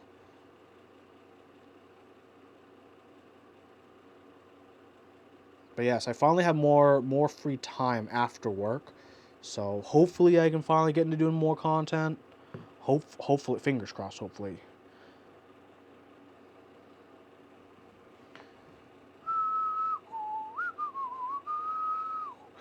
Kind of a quick and dirty lube job for this one, but that's kind of a no big deal because these are cheapy stabs, and this is a glorified FN key. Okay, here I go. Are ye ready, kids? Aye, aye, Captain. You're old, slow to follow, but watch a lot of vids. That's probably one of the best ways these days to like really, you know, keep up with things. Okay. Let's just keep feeding it in, feeding it in. Here we go, here we go, here we go. A little in there more, there we go. Now I gotta line it. Okay, now I need to get the top parts to clip in. Are they both clipped in? One of them is. I get the right one to clip in. This I wish I could have like a side camera over my shoulder to actually show you what's happening. But at the same exact time, it's probably better. I mean, on one hand, it's better that I do, right? So people who are dumb enough to try this will have a better direction of knowing what to do. But at the same exact time, it might cause too many people to want to try this, which is not something I legitimately do not recommend doing what I'm doing. Like,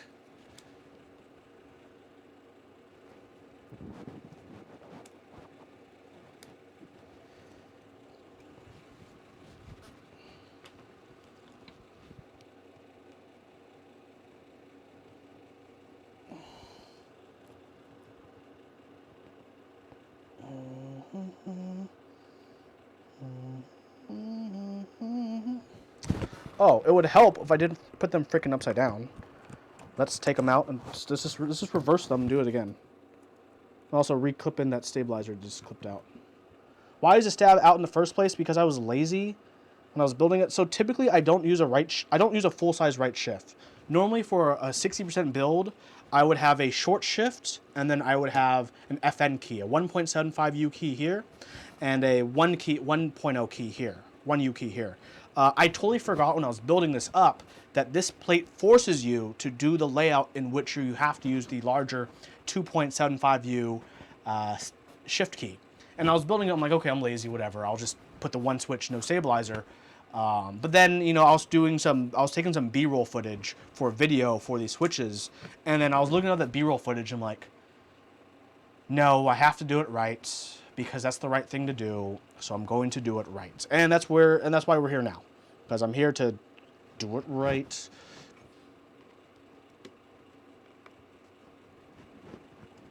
So yeah. Why does this keep unclipping? Is this just it's cheap and bad? Yeah, oh my god, yeah, this is cheap and bad. Where is this thing? Hey, do you have problems with your wires staying in? Well, little did you know, plastic can be bent the way you want it to. How, you might ask? With force. Wow, it's as if I don't need to buy an extra accessory to make sure my wire stays in. Wow. Wow. Revolutionary.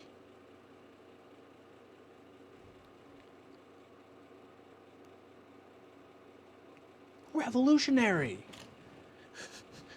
With force. Or just buy good stabs. Hey, what else would I do with these cheapy free stabs that I got from KBD fans? Okay, okay, huh? Are you telling the good people here that KBD fans doesn't give good stabs with their keyboards?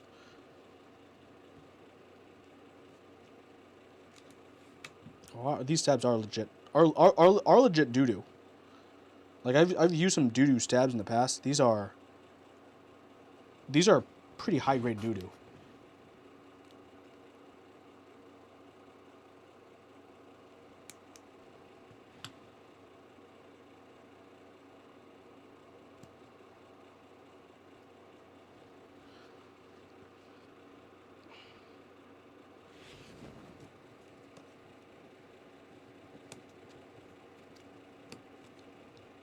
Like, even for clones, these are pretty bad stabs. Not gonna lie.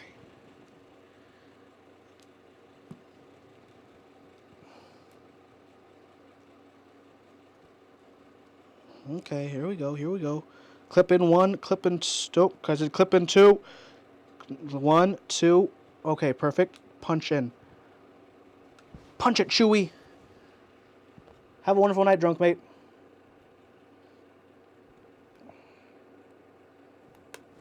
That's in.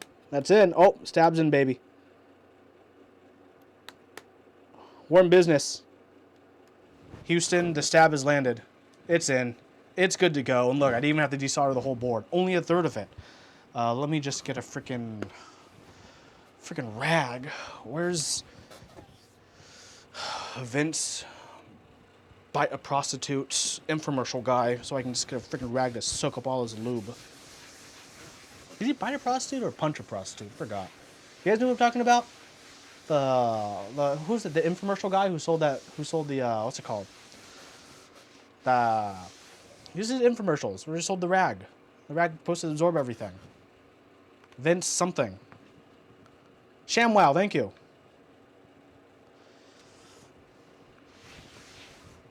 Yeah, ShamWow.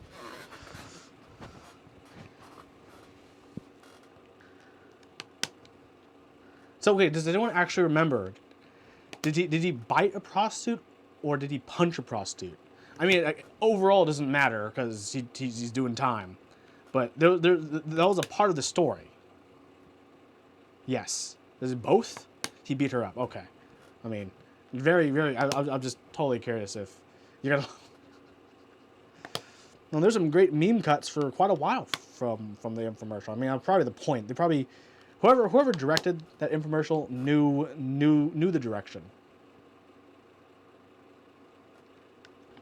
What's this tea on Vince? Oh yeah, Vince from the ShamWow guy basically got arrested for like beating up a prostitute because he claimed he claimed she took her money, which, to be fair, if services are rendered, is what she's supposed to do.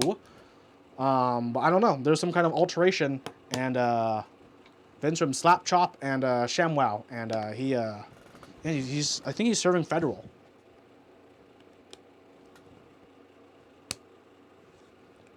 She bit his tongue. Thank you. I know there's biting involved in the story, so she bit his tongue and he beat her up. Okay, there we go. Overcharge or underperform? I guess it depends if you're into tongue biting.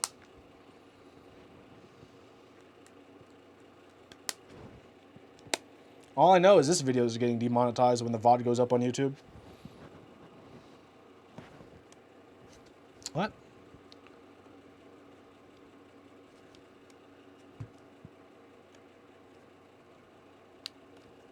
Oh.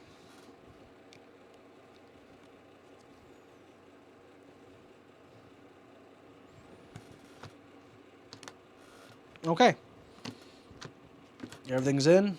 Let's resolder this board.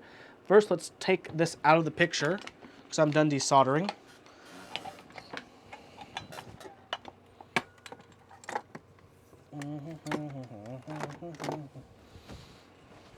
Oh, okay. Chloe, you know.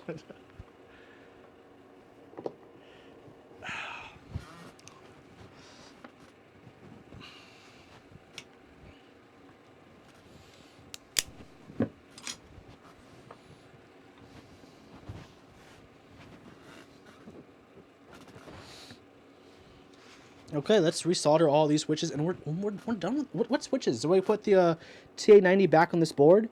That was well into this board before, and I think a lot of people like that wombo combo. So I think we're gonna stick with that, right?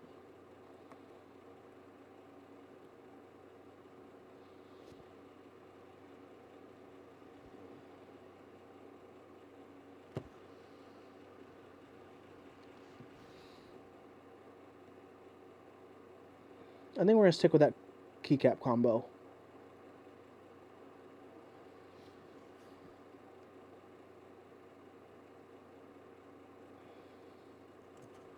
Oh, we got bent pin. Bent pin squad. Wait, I didn't have bent pin. Was this blind? Old school sign, the one that doesn't work with much else. Ooh, okay. Not too shabby of an idea, Nebula. Not too shabby of an idea.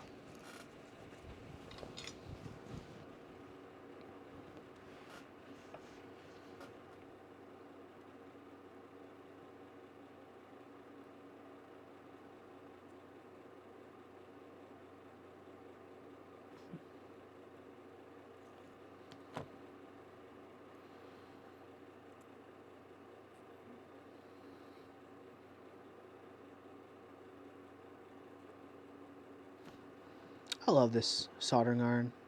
Both my soldering iron and desoldering iron in hindsight are like super overkill for just like doing keyboard stuff, as I'm not like, you know,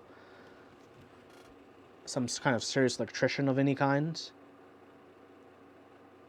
But it's definitely nice to have these overkill pieces of kit that, you know, will last me, hopefully, my entire keyboard career.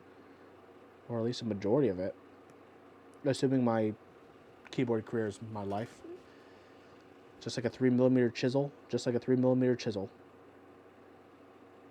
Actually, probably the most useful tool in the keyboard hobby that I've come to realize from assembling all these keyboards is a good 2.5mm hex bit. Hex 2.5. A quality one. Because a lot of boards are secured with hex screws that are size 2.5. So get a good one so you don't script your hex bits. Like legit, that's actually a good piece of advice, IMO. Getting a good 2mm, 2.5mm hex bit. Because so many boards use hex 2.5. It's all the switches, all the switches. Does it make a U-shaped tip? I think so. I know there's a soldering forceps you can get where solder applies to like both sides. Usually you'd use something like that for like SMD components. I mean, for me, I mean, it's like every YouTuber and their mother probably pitches it. But I mean, for me, the iFixit kits have always been pretty decent. I mean, I've used mine. I use the bits, but I don't use the driver. I have an electric screwdriver that I can just twist my hand and it'll do the work for me.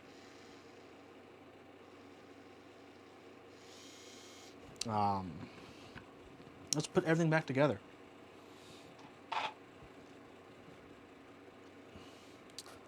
The new Nanch set is, yeah, I've heard the same thing. Good, just non-standard bits, which is actually a huge shame in my opinion.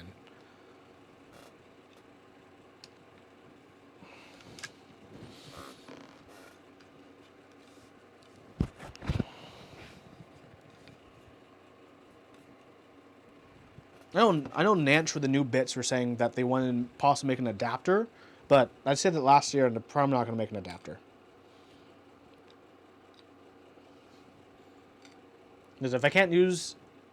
They said that last year, but no I don't know. I haven't seen any progress. They said they'd consider it. But like I said, if I can't use a bit with my electric screwdriver, it means nothing to me. I need the electric screwing in my life, you know? For the new Nanch one, it's non-standard. There's like if you look up like Nanch screwdriver bits, there's a really nice new one. Nebulin can probably post it, the new one. It is pretty nice, but it uses non-standard bits. Like it doesn't use like these standard small bit sizes that you'd see everywhere. And that's like the biggest downside.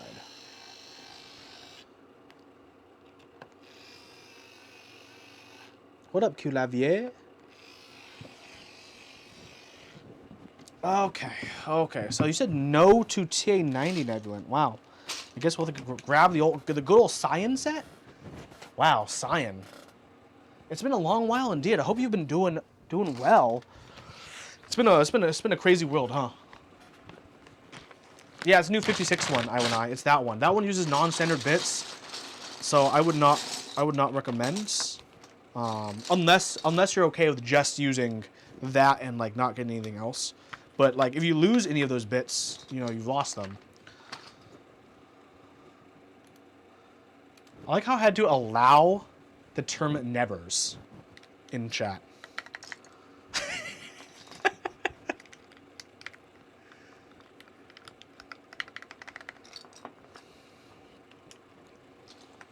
Look how old school the set is.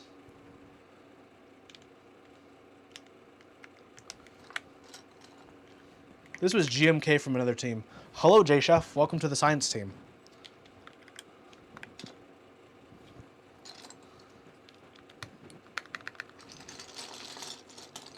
My phone just buzzed, but it's across the room. Sorry, person. You're not important right now. I have a keyboard to build. Or put the keycaps on. This science set is so bright. No one makes sets really this bright anymore, huh? Like this blinding white.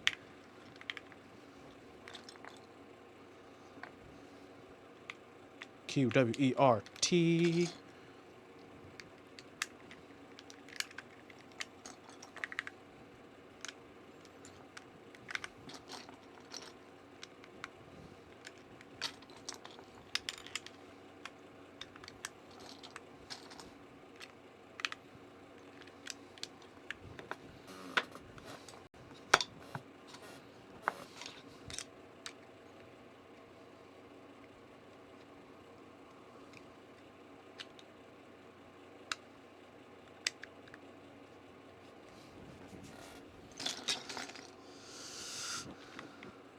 Sorry, no fancy build command.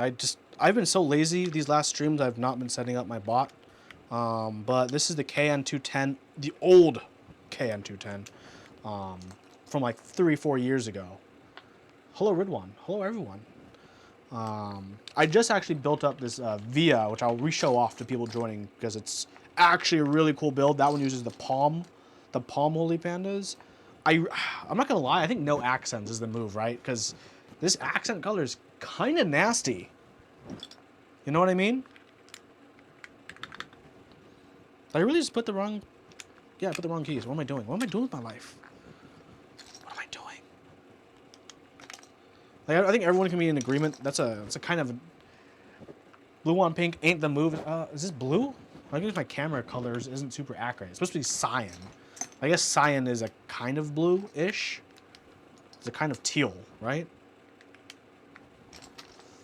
I don't know. I'm not a color expert.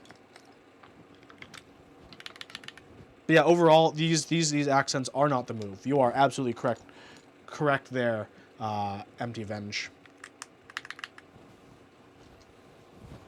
No, this is one of the original add-ons. These were the original add-on accents for round 1 that you could buy.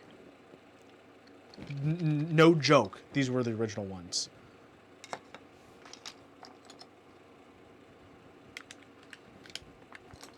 Hey man, originative doing originative things. Sorry, no fancy build commands. KN210, glorious pandas. Pandas that are in fact glorious.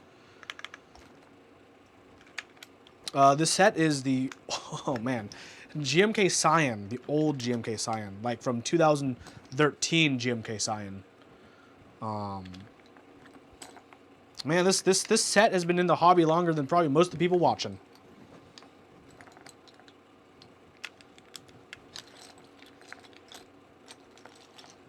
Slap a pink space bar and call it cyan, dude. Look at this chonker. No, thank you. Big yikes.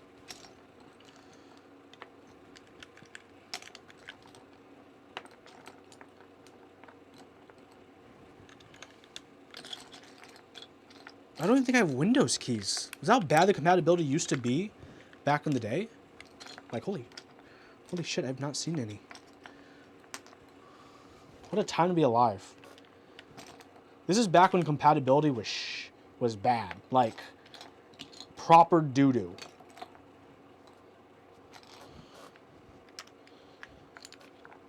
Like, do you see what I'm working with for this compatibility? Like, has anyone seen a Windows key? A 1U Windows key? I have the 1.25 Windows key.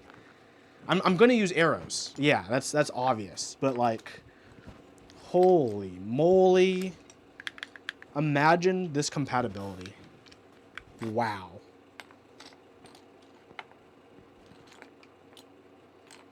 Yins haven't seen bad compatibility till you've seen these. Handbag caps. Ah, the purse caps lock. Not a big fan of the purse caps lock, to be honest. Your first mech was 7 years ago. Hey, nice.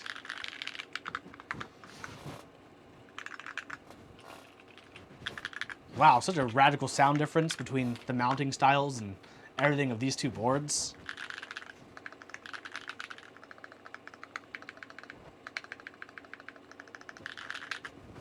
Yeah, don't die out. What's with the arrows? The arrows are there because, so this set was designed and released during a time where 1U Windows keys weren't really used in many boards, so a lot of sets weren't designed with them. And if you needed them, you just use the arrow keys. They literally don't exist for this set. Actually, they do. Hold on. I'm blind. I found one of them. Is there only one or two? Wait, hold on. I have one of them? How do I only have one of them? Oh, never mind. I found them. We found them. Okay, do we go super old school? Or do we go new school? Actually, I didn't think I had these. But I have these. But this did come during that era. Like, for example, for these accent keys, they don't do these anymore, okay? Let me show you how old school these accent keys are. WASD accents, F and J accents. Imagine imagine, we don't even need to imagine. Let me show you how bad this is going to look. This is going to be wild. People thought this used to be cool, right? This is like how, you know, people had big hair in the 80s. This is keyboards having big hair in the early 2010s. This used to be cool. Just doing this, right? And then if you want to take it a step further, oh baby, now you're a really cool kid now, okay?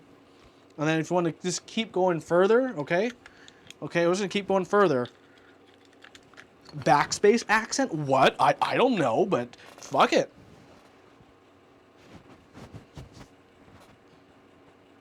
Okay, and let's just keep going. Let's just keep going. Okay, why not? You know, why not? Okay, we're just gonna this is how keyboards used to be, once upon a time. Okay, here we go. GMK Cyan Trash. I'm pro gamer now.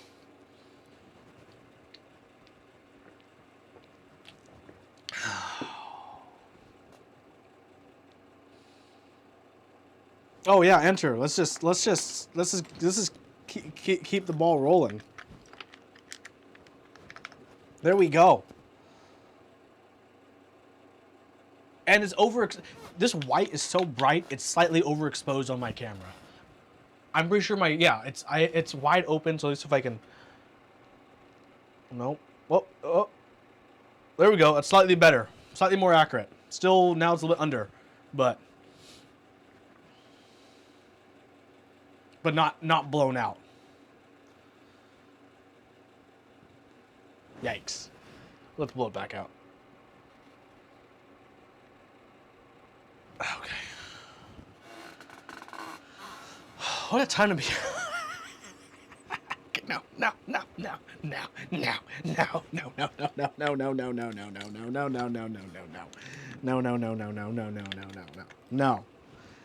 No, absolutely not, okay?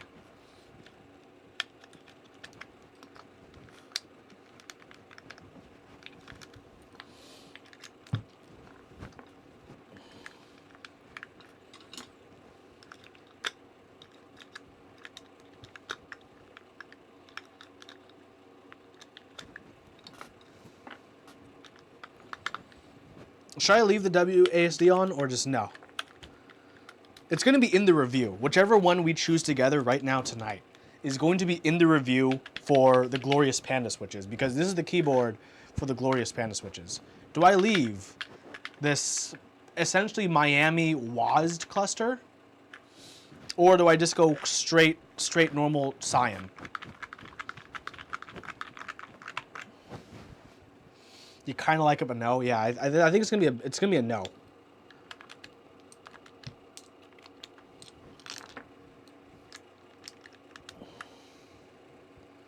Looks decent. No accent. No, we're gonna go no accent. We're gonna go no accent. These keys are pretty shiny. I use the set quite a bit. Yeah, the Glorious Panda build. I don't even need the small one anymore. Okay, let me just. Is this bag in good condition still? Okay, I don't know about you guys, but a lot of my bags I've had for so long, the keycaps actually scratch part of the bags and cause holes, which can cause keycaps to. So every time I grab a bag, an older bag, I actually check over my bag to see if there's any like holes or scratches that are gonna happen because of it. So let's see if I can see if I have to replace the bag. Does anyone else have sets like or bags in that condition where like you have to actually like look over the bag? Let me see if I can find an example to show y'all of like how bad they can get. Do I have an example over here? No, I threw it away. Damn. But every now and then I get bags that have like holes in them because of keycaps. You have bag of bags? That's smart. I have a box of bags. Okay, let's wrap these up right here. Drink more Thai tea, and then work on the next keyboard chore. You don't think you've broken any bags? That's good. I've broken at least a half dozen bags, if not more, from the keycaps being inside of them and eventually I mean, to be fair, some of you guys have seen my box of keycaps, and that does apply pressure on, quite a bit of pressure on the keycaps on the bottom. Surprisingly, ABS keycaps, when you have a decent amount of them, when you have, you know, over 1,000 of them in a box, the weight can add up.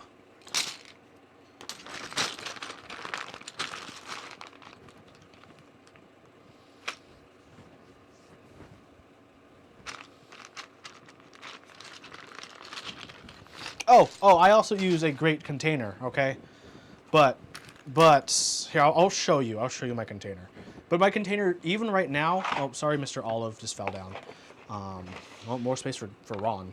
But even my container right now is like not enough space for the amount of keycaps I have. And I have more keycaps coming in, and I still won't have enough space for all my keycaps. Like, let me...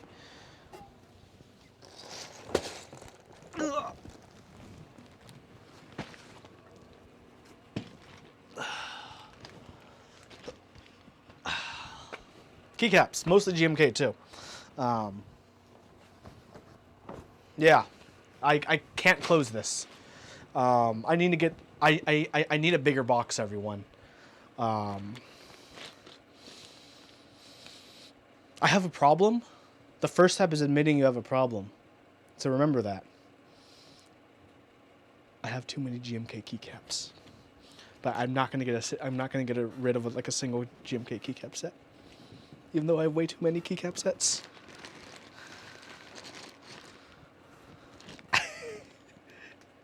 I don't want per set boxes because anything that's a per set box will take up more space than this, right? This is with everything basically compacted because everything's in bags, and bags are like compressible, right? So everything here is essentially just like compressed downwards. If anything was like wrapped individually, oh my god. Oh look, my GMK carbon set. I should put this on something. Will they not get scratched? Not really. I haven't had any issues with scratch keycaps storing them like this, to be perfectly honest. The only annoyance I have is like, say I want to name one of my keycap sets. You might need to wait 5 minutes for me to find it, because if I have like to actually like dig into the box.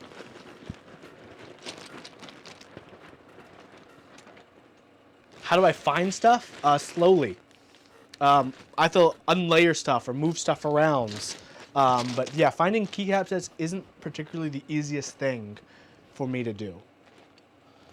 So,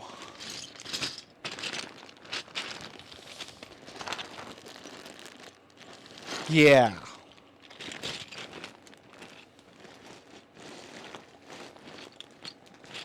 Here, perfect example. Focus. Camera. Right here. This bag needs to be replaced. There's a hole. There's a hole right here in this bag. See that split? I actually have to look at my bag sometimes and look for these. So now this set, this is the original TA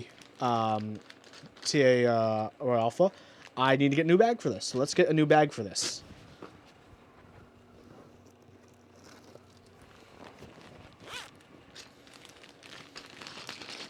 See, this is actually like part of my normal keycap chores that I have to do regularly.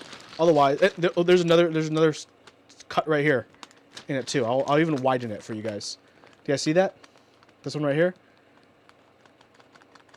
Look at that. Look at that. So now they all go into a new bag. And I bet you if I do a stretch test of this bag, we'll find more holes in it. There's another one right there. One right there. Yeah, TA 2015, right? Right, Laugh? Right?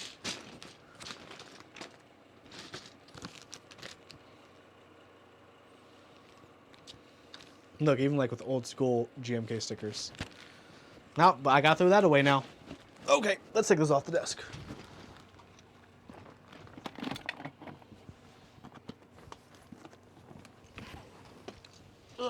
Okay.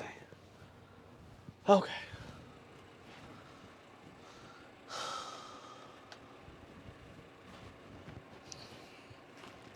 So far we've got this today. We've got this today. POM Holy Pandas, trampoline mount, POM plates, Glorious Pandas, aluminum plates, sandwich mounts.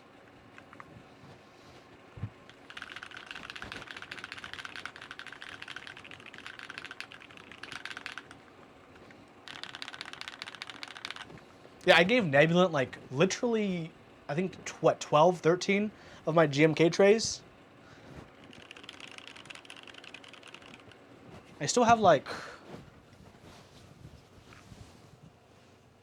the next person to meet me IRL can have I think I have 5 more OG GMK trays. Yeah, I gave Nebulant 20 GMK trays when I saw him IRL. Actually 20 of the OG trays.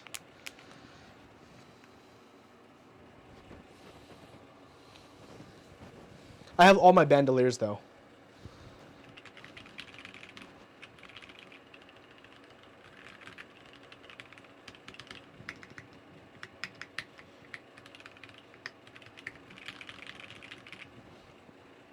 Okay.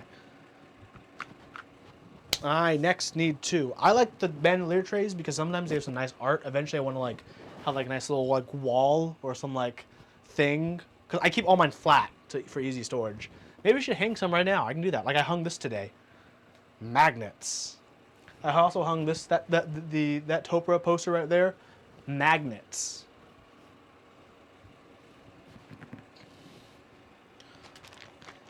Another hole in the bottom. Yeah, so at least with my experience, GMK bags will fail over time. I don't know what it is with German plastic bags, but they do not stand up to the quality of freaking Amazon Basics plastic bags.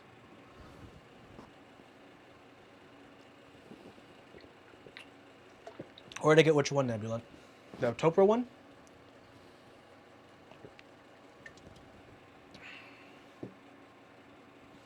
The Topra one came from a group buy from probably before you joined the hobby, to be perfectly honest. Maybe roast potato poster? I don't know. It was really old. I've had that for years and years and years.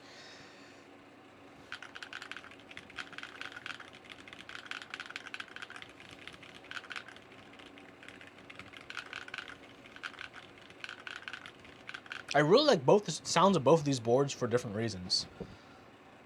It's not from before you? Oh, okay. Well, it's from before I knew you, at least. Pretty sure.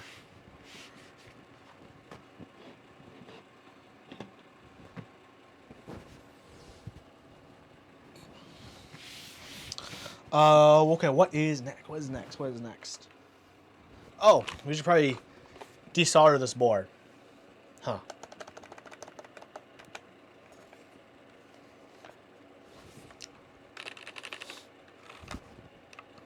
I thought it was pre-2014, that poster, but could be wrong. Maybe it was 2014. Why desolder? I don't know. Is there really much improvement to have with T1 switches?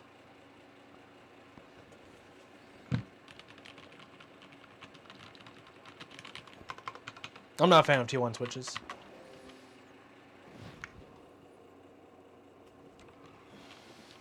Ah.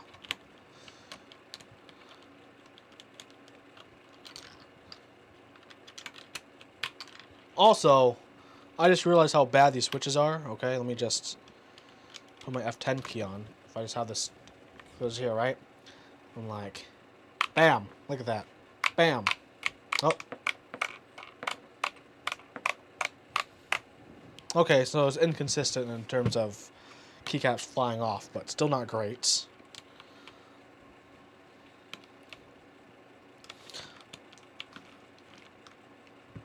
What's the most efficient way to keep up with extra/stock? Literally just mech group buy individual sites. Mailing lists. If you want like anything that Dixie Mech runs and get an extra of, mailing list. Novel keys, mailing lists. I mean, you gotta give your email up, and everyone always sends out their email updates at least weekly on like, hey, we got extras coming in 3 weeks, and 2 weeks, and 1 week on this day. In my opinion, that's typically the best way to figure out restocks if you're looking for restocks. Focus. Focus.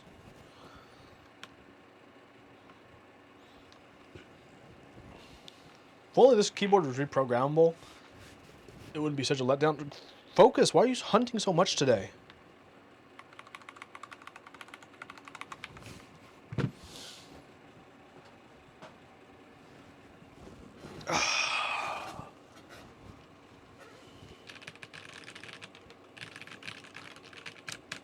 Or, okay, option 2 for today.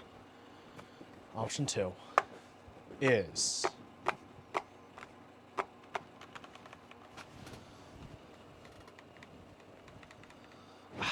I don't know, what time is it? 8 o'clock. Yeah, this does look good with these keycaps. That is very true. Especially when it's plugged in, because let's see if it'll plug in just the lights if I plug it in the power. I don't know if it'll let the lights go on without data, but no, it won't. That's a shame. But I like the RGBs on the side, actually.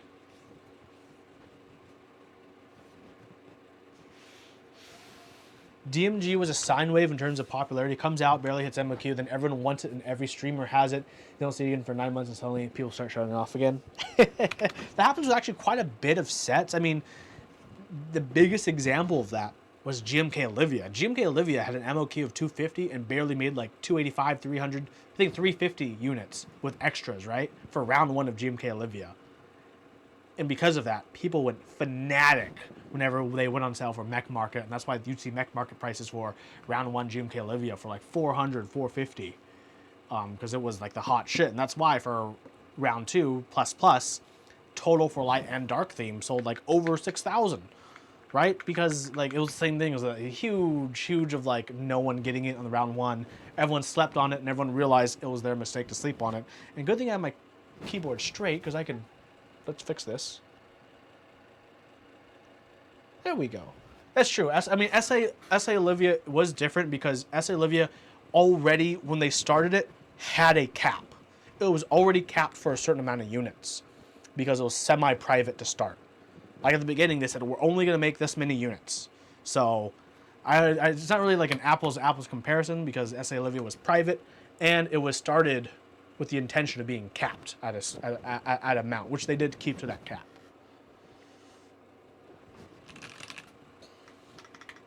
My set's on my CA66, and I think my CA66 is broken now. Gawk letting you as a set, he's there. My man. Gawk's cool. Gawk's cool. He's really cool. Okay. Other keyboard chores that we can also embark on today. I don't know if I have enough time to lube my Norba Touch tonight. It's mostly because I got work tomorrow. How long have I been streaming for? 2 hours. That'd be another 2 hours if I want to finish up a Norba Touch, probably. Do I have a sticker on the ALF? No, I don't, but I could desolder my ALF. That is an option. SKV60 has ergo clears. Considering if I want to keep the ergo clears on those or take them off. Or I could lube more Alps tonight. No, you guys are probably sick of watching me lube since I've been lubing for like 3 streams last week. What should I do about what should I do with this FR87? What should I do with this one? That's the question for tonight. What should I do with this? What should I do with this?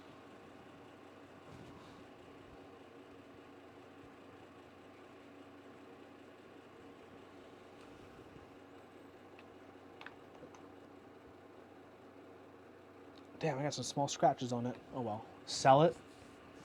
I don't know anyone who'd want to buy it.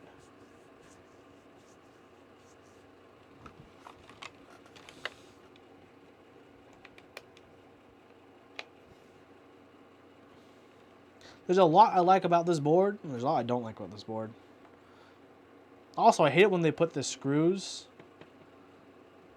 Slap those keys in their trays and send them. I hate when they put the screws to assemble the case underneath the feet.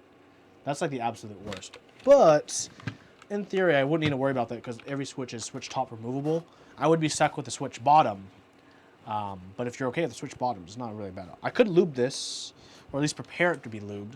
Take all the keycaps off. Let's at least take the keycaps off. Just get it working and use it on my workbench.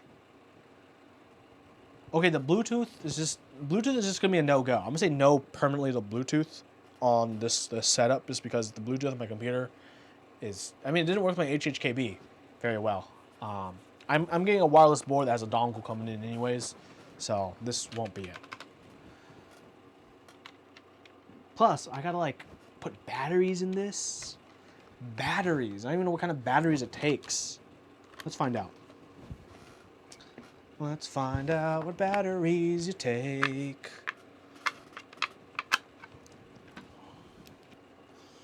What batteries you take. This is what, 1.5?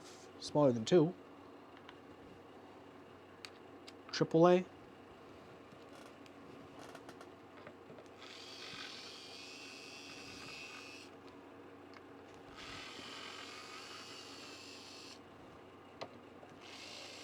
Have a wonderful night, Laugh. Your build will be coming up this week, so keep your eyes out. Keep your eye out. I'll probably DM you on Keep Talk when it's coming out. When I'll be doing it. Come on. There we go. There we go.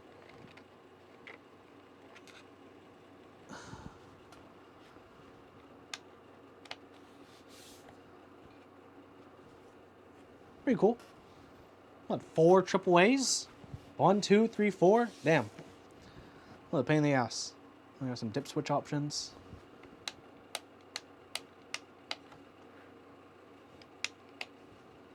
This board was such a cool concept, but such a letdown. But hey, that machining for this bottom part is pretty cool. Won't lie about that.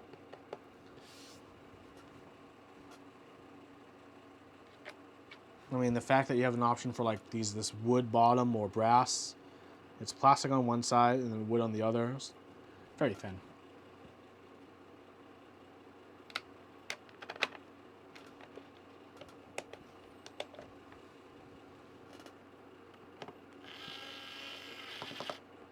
Oops, that almost stripped.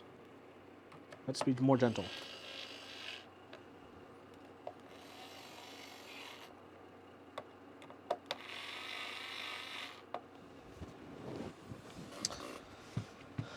Is there a better spot these keycaps could be on than a blackboard? Do you all think? Because I'm thinking, or maybe a different blackboard. I'm thinking, okay, let me put these to the side first, okay? Okay, imagine, okay, these keycaps right here on this board, SKB60. What color ogre? I do not remember. Speaking of, this is also a board I want to do a review on because, look, I mean, you can adjust your typing angle.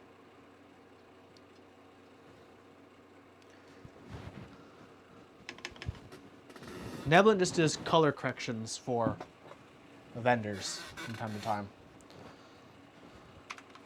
He just gives them the color information they need to make the decisions they want to decide on. Oh, actually, these keycaps are also, in my opinion, some of the most unique keycaps. They look like blank black keycaps, right? But do your keycaps sound like this when they collide with each other?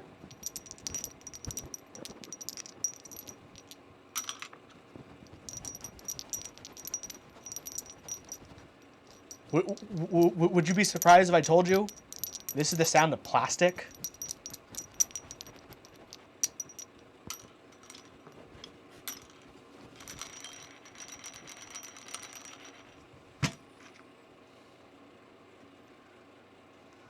Wild. Yes, it sounds like ceramic, right? This is a plastic material called PPS. That's the initials for it. I don't know the chemical, whatever, you can Google it. But yeah, it has a very ceramic-like quality to it.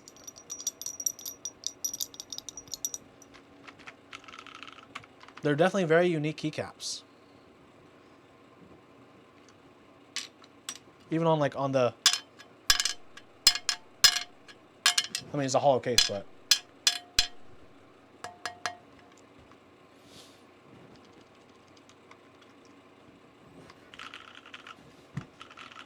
What do you think? Maybe we should DMG on this, or does these blacks kind of work with the very industrial theme with these, like, you know, exposed button head screws and bent metal construction? I'm always torn. I think this also works really well, but it might just be too... Is it too simple, or is it appropriate?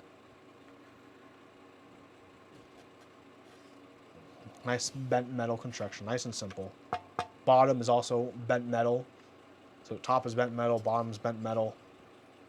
This is my USB port.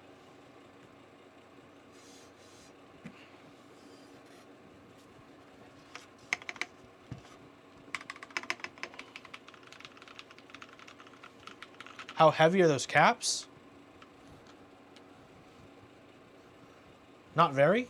Do I have a thing to measure cap weight near me? I think I do.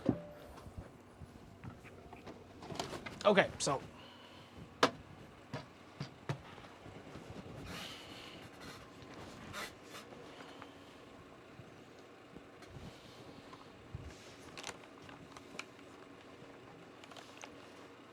let's see.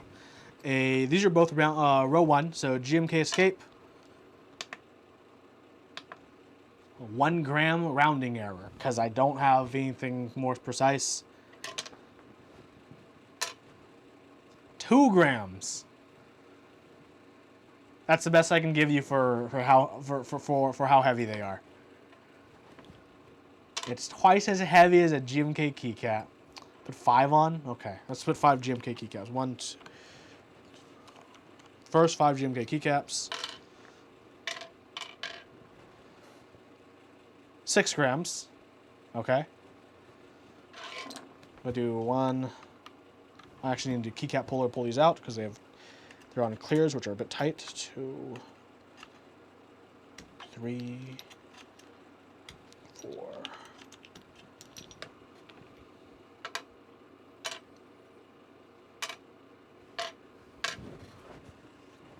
9. 10? 9? 9 grams. So they're definitely heavier.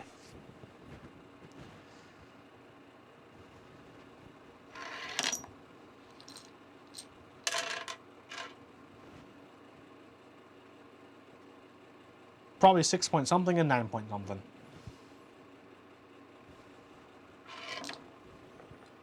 In terms of thickness,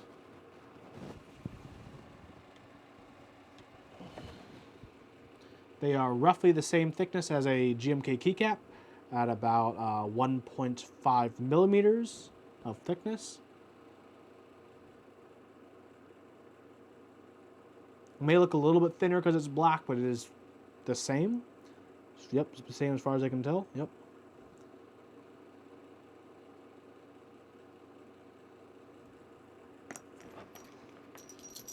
Keycaps that sound like this, though.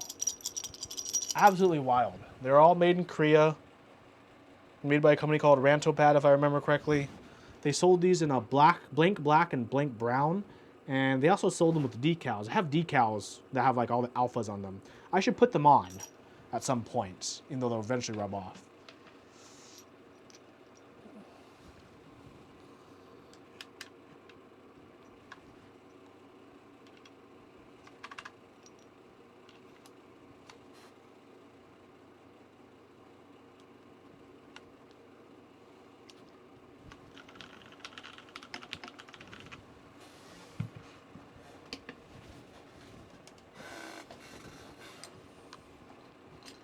I wish I had the brown set. I'm happy I was able to get both.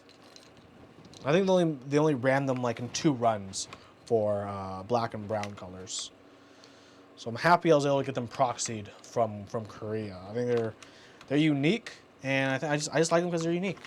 Speaking of unique keycaps, I mean, I like unique things. I also got these pretty slippery palm keycaps. Rainbow palms. They're nice and slick on under the fingers. Really unique sound as well.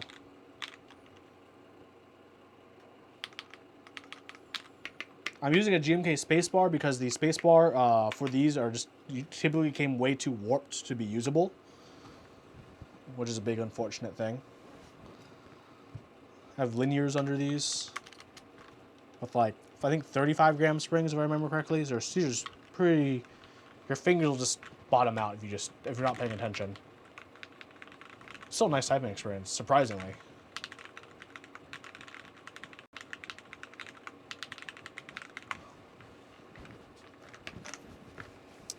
Nothing like some nice brash tarnishing going on.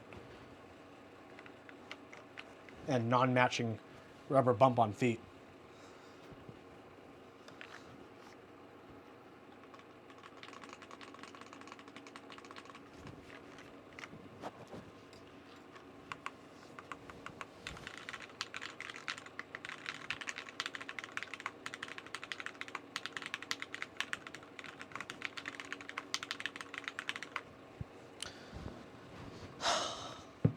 Man, all these 360% boards, this TKL definitely is like, makes me think standardization is a good thing, right? Because all three of these 60% have the 60% port in the same place.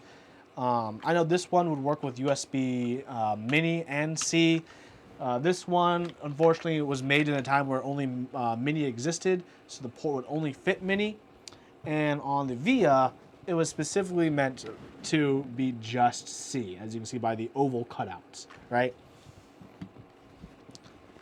This one was actually kind of done before a time of standardization, but it still worked with a Heine PCB, hence the Mini fits. So, yeah, the new KN 2.10 is just C, whereas the old one I have is just Mini, which actually made it difficult to get to use one of my finger PCBs to rebuild this.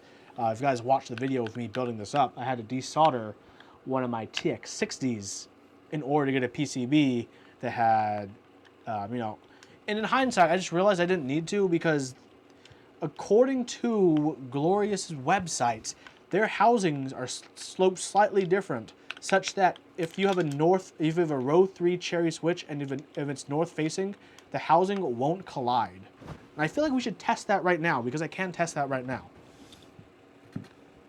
Have a wonderful time, J180. Thanks so much for joining the stream today. So many people know that if you have a north-facing switch and you have a keycap on it, the bottom of the keycap, the ball will hit the housing of a cherry switch, right? Which for us, even though this is south-facing, I can just put this upside down for that same effect. According to Glorious, they've changed the geometry of their cap such that it will not collide with the housing, even for north facing. And that's an important claim because all the boards they offer, all the GMMK series, their 60% TKL and full size boards, all are north facing hot swap switches. So,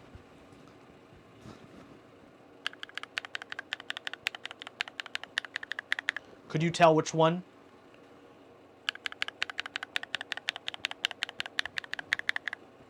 Could you tell which one, if any of them, were hitting the housing?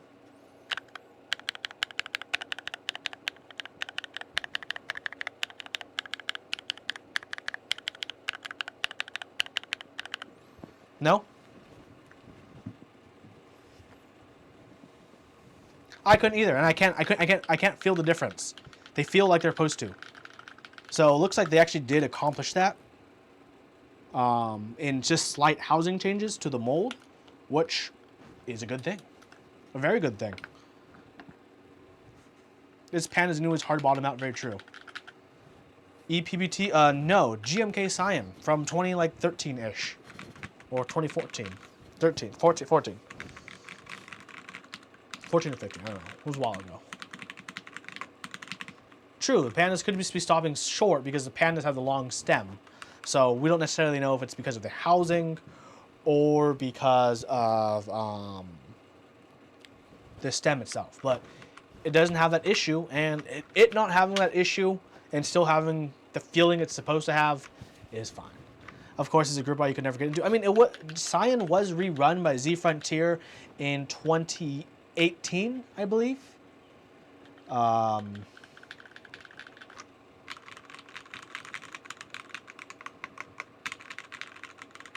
Okay, this one we're not going to do anything with. I just wanted to show off the POM keycaps since, you know, this one I'm showing off the PPS keycaps.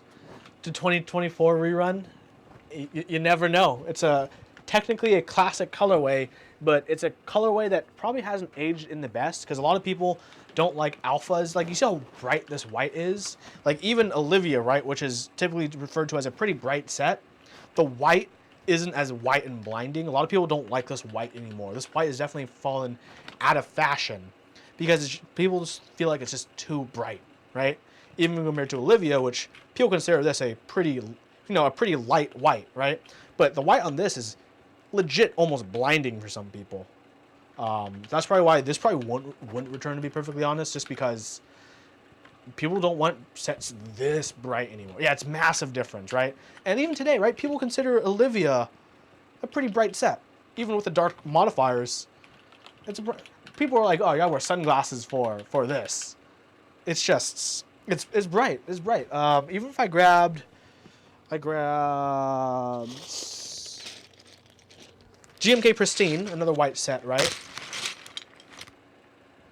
Look at GMK Pristine, another white set, is still legit not even as white, and not even as bright of a white. And Pristine is just a 2-color set of black and white, right? But hello, Final 11.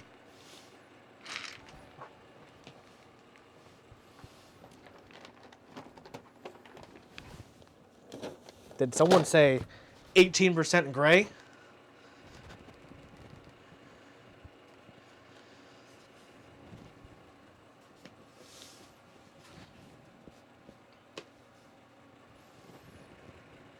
So, yeah, unfortunately, this is definitely a set that wouldn't, like, be popular just because of how bright it is. Like, even light colored sets that people like today aren't this light colored.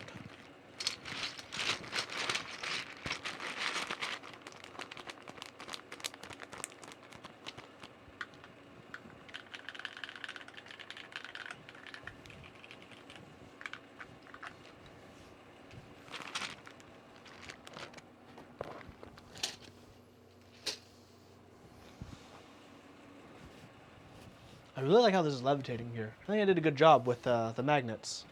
Magnets, how do they work, right?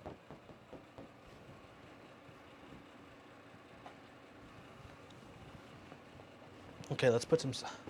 What are we doing with this board? What are we doing with this board? I don't know what I'm doing with this board, with these switches.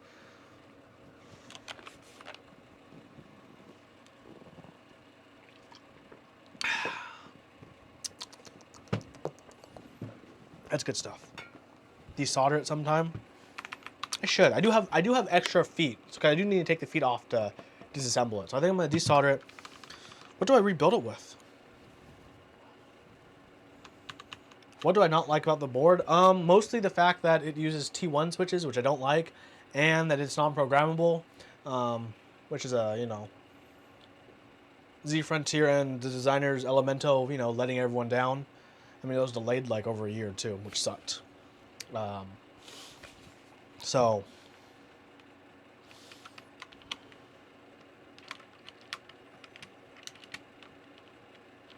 I mostly just don't like the switches.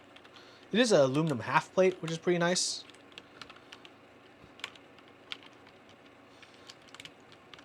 Try the stems and yocks though. Okay, I'll do that. That is something that I can do. T1 yocks, yock ones, yachts, yacht ones. Yeah, non-programmable. And it was advertised as programmable too. The PCB people just sucked.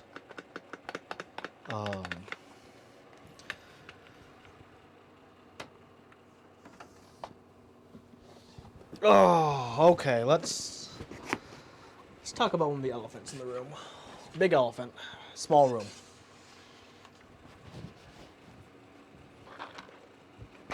You all know what this is. What's the biggest elephant in the small room?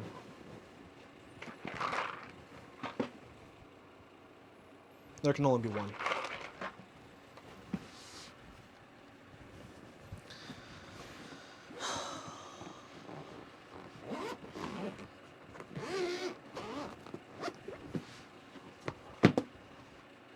Metaphorical elephant, not literal.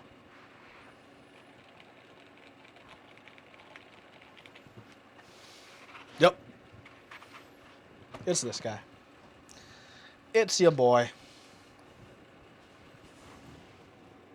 I just found another blemish that I gotta add to my review. Wow.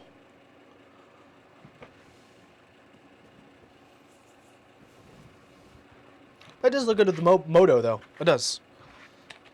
But would it look better with blank PPS? I mean, I don't mind using it. Except for, you know, it makes me feel bad about Poner whenever I use it. I'm just thinking, like, do I want to... I kind of want to just change the switches, though. Like, here's the thing, right? In my review, I do talk about a lot about the board.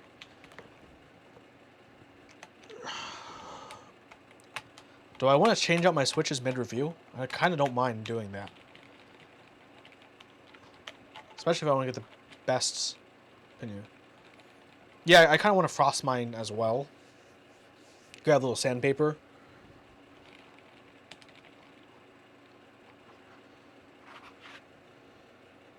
Okay, Nebula, on yours, are these edges really sharp on yours? On mine, they're kind of sharp.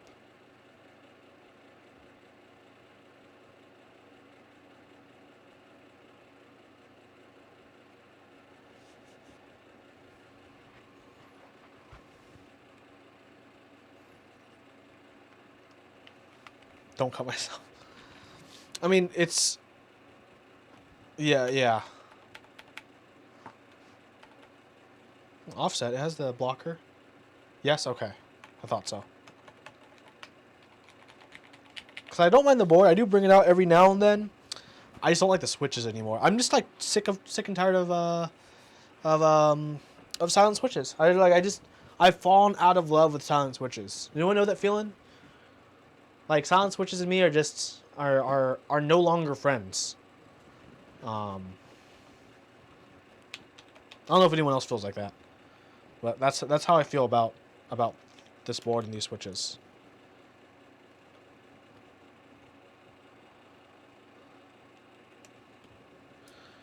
I like that half platiness. I like the fact that they have it so you can see all the traces if you take your switches out. Next time I'll ditch tactiles and erase linears completely. Oh no, Vilva, you're here. I should put this away before you also start feeling bad. Oh, Wilma, did you hear? I actually announced when the review for the Xeno is coming out. I don't think I've told Poner yet. I was gonna tell him at the beginning of November. But the review for the Xeno is gonna come out on the 2-year anniversary of the group buy, baby. Perfect timing. Perfect 2-year anniversary. Which is gonna finish first? My review or the group buy?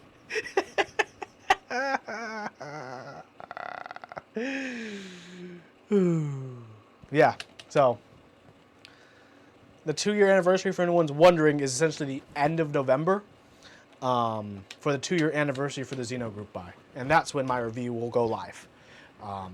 Yeah, the final revision of the script has been written. I'm just going through editing and B-roll stuff and just putting it together nice and pretty and fancy.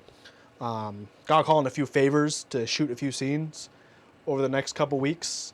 Mostly because I don't have, a large field and guns to shoot stuff for the review. Don't worry about it. You'll see in the review.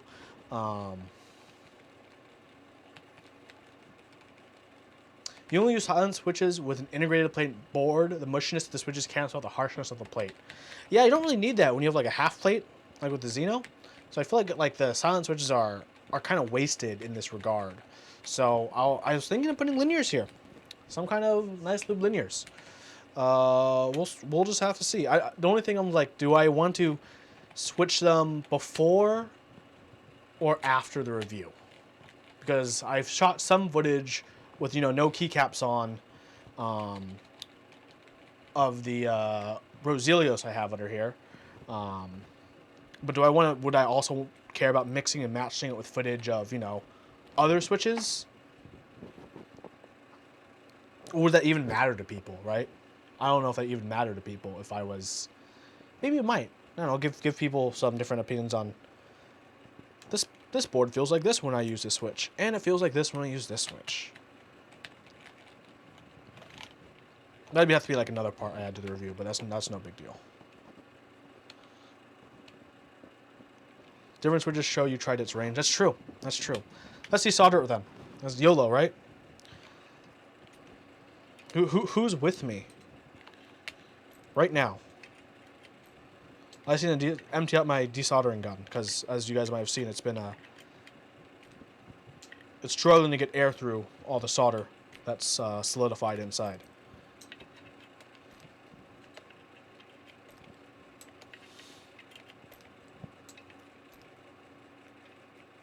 Oh no, I can't do it tonight. I still need to do one more video of the typing sounds of me typing on these switches. I'll have to do it on the stream on either Monday or Tuesday, depending on... Damn, I can't do it tonight. Yeah, I can't desolder this tonight, but I will desolder this week. You fix the rattling plate. Oh, how do you fix a rattling plate? I never had that issue with mine. I remember you telling me about it. Yeah, don't worry. After I film my typing sounds with this, then I'll... I mean, I don't really think typing sounds really matter, but it's something that people want for reviews. So, you know, your boys gotta include it, right? Gotta please the people. Diego built his with MX clears. I can imagine it sounds good, yeah. Heck yeah. Well, I'm gonna leave this out so I can do my typing sounds later tonight or tomorrow after work. Ah, there was stuff in them. Oh, okay, like anodization crud left over.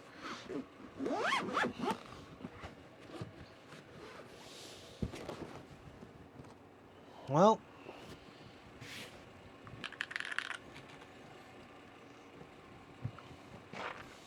the question is, what kind of switches will I put in the Xeno when I rebuild it this week? It will be done this week. That's the big question, huh? What switches would you use in the Xeno? Let me know in the comments. Either going to be just a normal linear or something tactile. I'm not going to do clicky.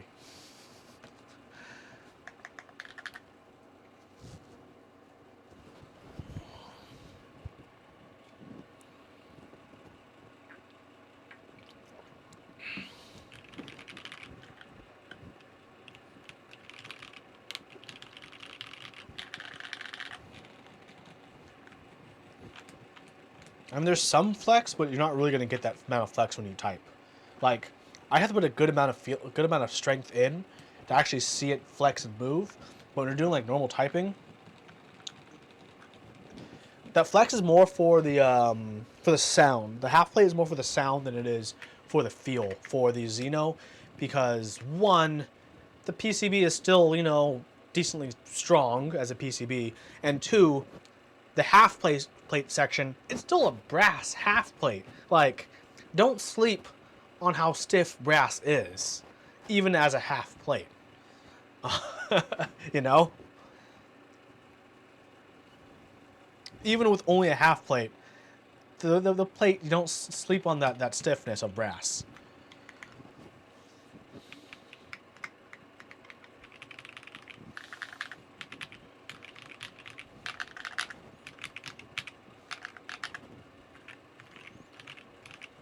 Any other random keyboard chores I should consider in the near future?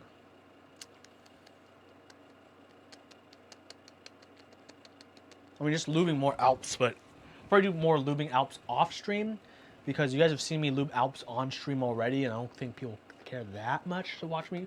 I know what to desolder. What time is it? Maybe, yeah, it's 2:30. Probably end the stream pretty soon, but I already know what to do in an upcoming stream, okay? I have some Mod M stems and some cherry housings in a very rare Gone Sandwich 60%, 5mm thick acrylic. How rare! Look, it's so thick that you had to cut out channels for the stabilizer wires, right? This is some pretty old school shit right here.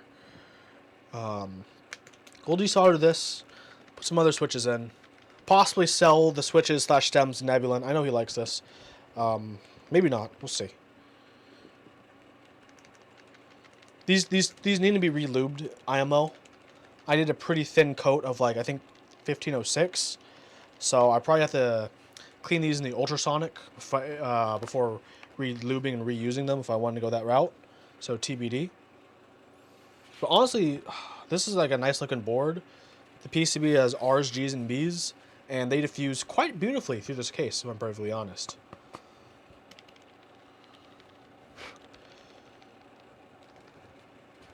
I don't know. What do you think, Nebulin? Should I try Mod Yox or Mod T1s? And those are both on the block, you know. What time is it? 2:34. Can we get? Yeah, we can probably bang out a desolder job in half an hour. Let me just clean out my desoldering gun.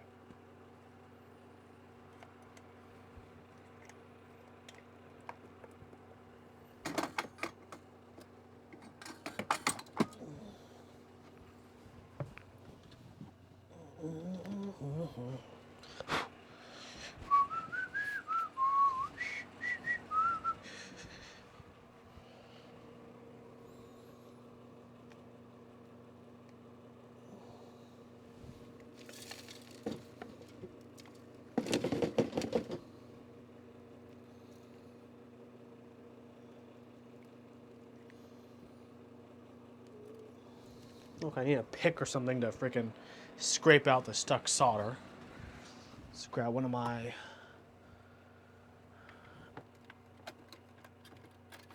tweezers.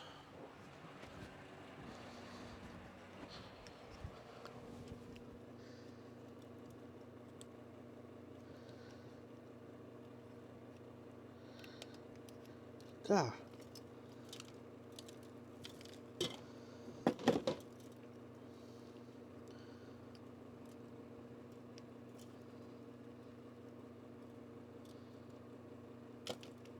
There's so much solder, holy crap.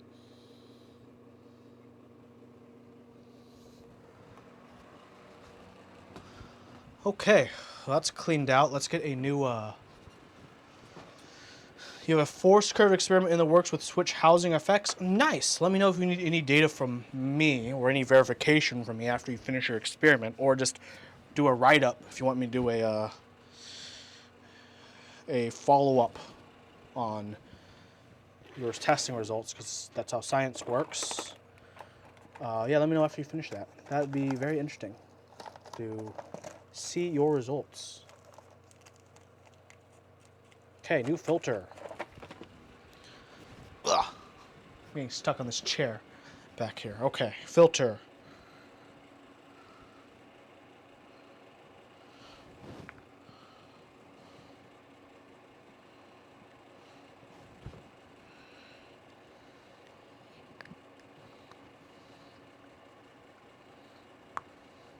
Bam. Filter. The puck is in.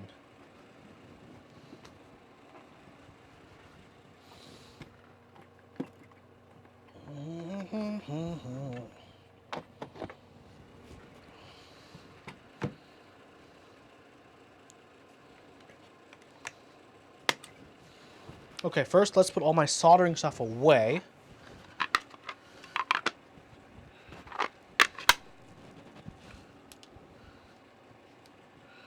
I have too much stuff on this table now. It's like it's like an old workbench. It's getting too overcrowded too quickly. It doesn't help that I have 4 keyboards on the table. So let's put some of these away. These two are on reviews, so I need to put these not completely away.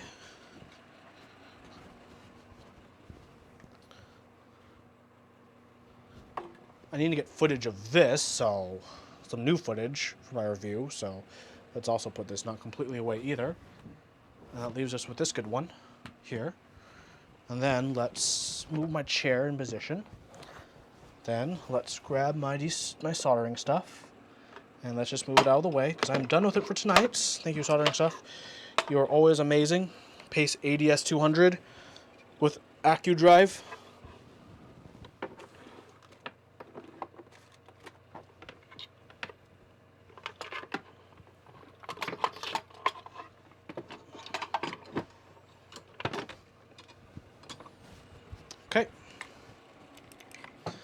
What PCBs I got? Yeah, I can take a standard 60%. The port is in the proper spot. Like this is basically like one of those B-fake PCBs, but with south-facing orientation instead of north.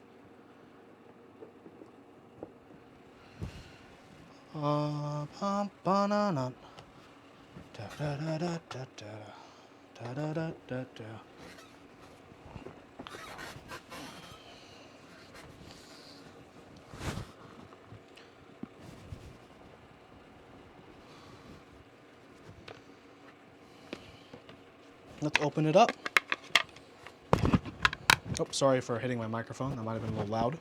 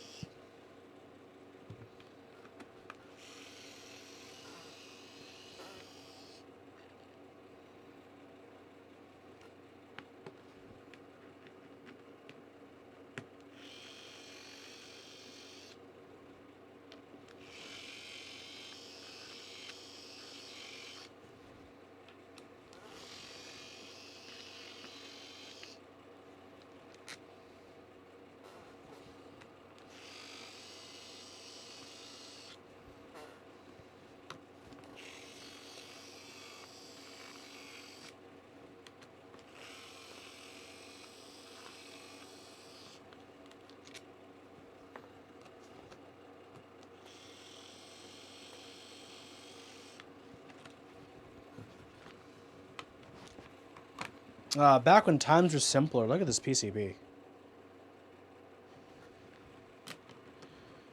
Bottom layer.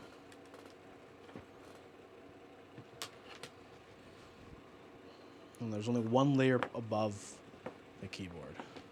Oh, how thick that plate layer is.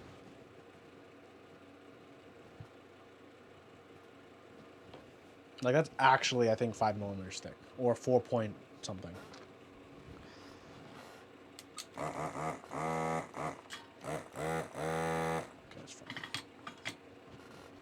Once I heat it up, we'll get to it. Oh man, this is such a jank PCB. Do you guys see my... I don't know if Wilba's still here, but he'll cringe at what I had to do. You guys will too. Look at this. Look at that, baby. Look at these. Look at these leads. Fixing the PCB. I'm gonna have to take a picture of this and remember this. So I'm gonna grab my phone. Can I rebuild these? These will probably fall out when I rebuild it. I'm not even using like, I'm using exposed. I'm not even like those wires aren't even heat shrink. Those wires aren't even heat shrink. What do you mean it doesn't look bad? That's horrible. Those wires aren't even heat shrink. They're just like, they're just there. Like good thing go over a resistor pad. Half a LED diode doesn't do anything.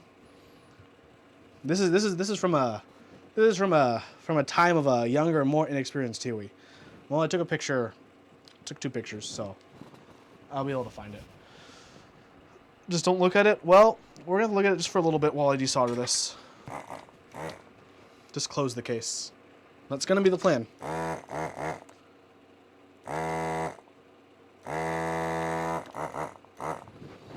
Just get a better PCB. That's also an option, yeah.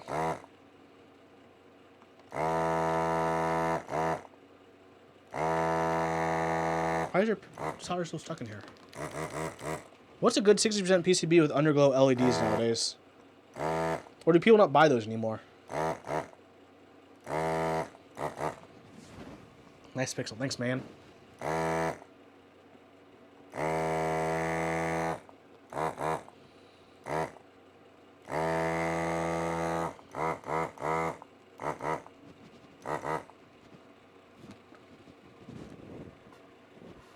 I'm pretty sure you're not supposed to do that. I'm pretty sure it doesn't really matter, to be perfectly honest. I've always done it from time to time, and nothing's ever gone wrong when I do it. There's some like stuck, like solder, like trying to leak out, annoyingly.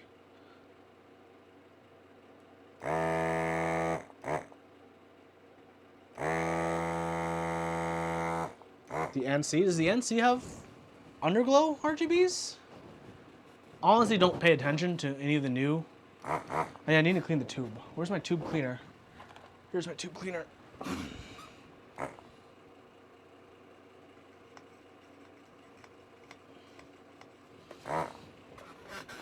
I can do a lot of things. Ow, I touched it after I cleaned it. That's hot.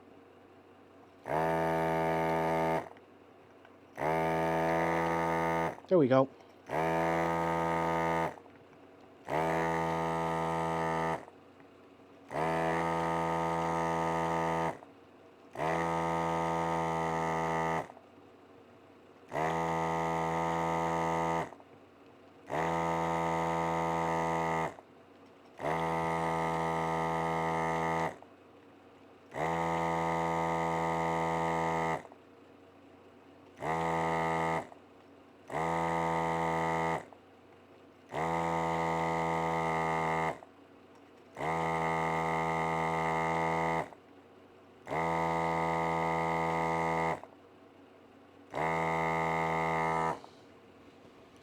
ANSI has underglow. Okay, maybe I'll switch this to the ANSI PCB then. In that case.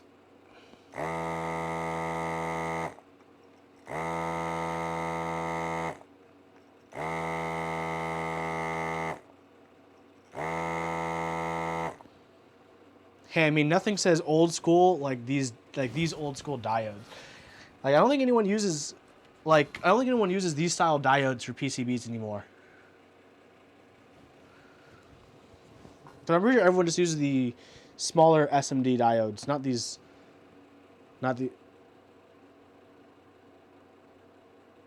Because yeah, you get these resistors and you got these diodes. Yeah, I'm pretty sure.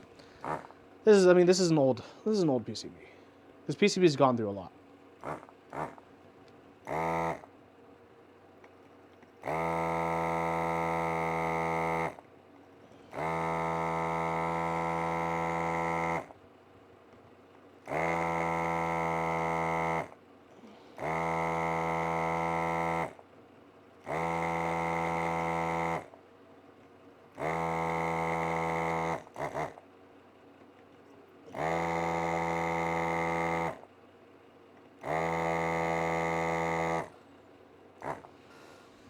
Is ANSI in stock anywhere? I don't know. That's a great question.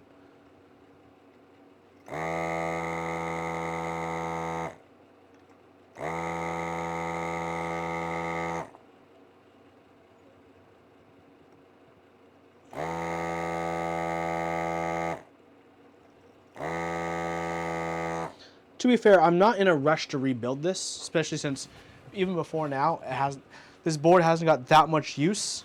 So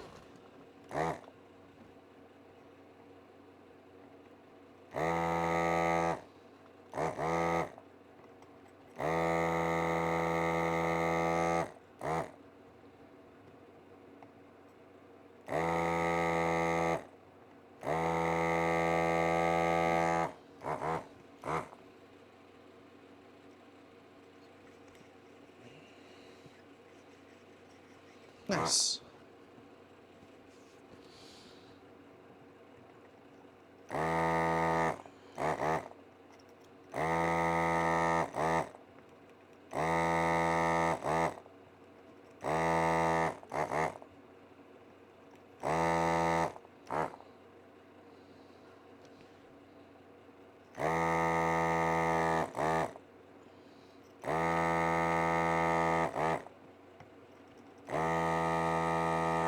V2 remove Alps. Oof. Alps support is definitely a nice little extra when PCBs have it, but I don't blame designers for not including it. I mean, it does save them probably like a couple bucks, if not a little bit more, if it doesn't have Alps support. Even though the footprint is very close.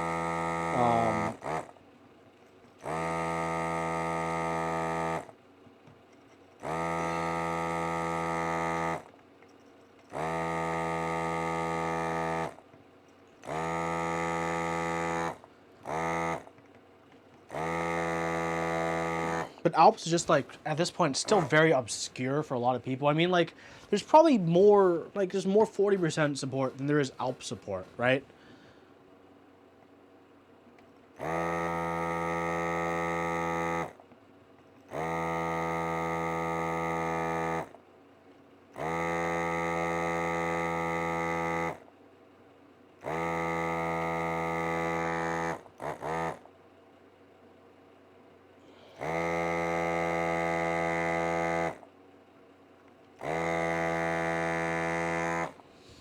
You have a Dawn 64 and Alps build waiting for Clipper to run again, so you get a Clipper for the build. That'll be solid. DCS Wob and DCS Pingmaster to run sooner. DCS Pingmaster will be very fun when it runs.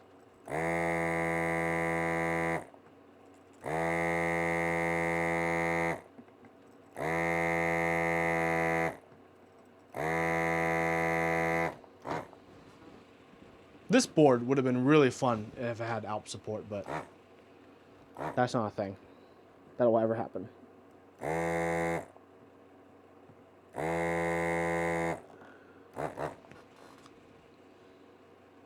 Why, Nebulant? Why does it bother you?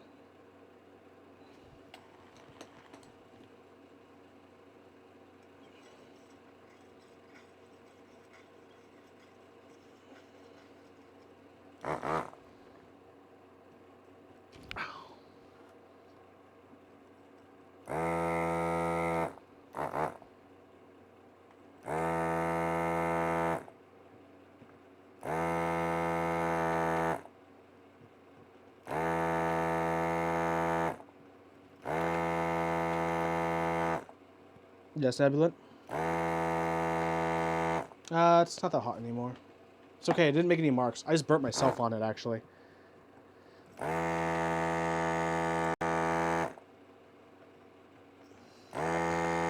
Thank you for your attentiveness.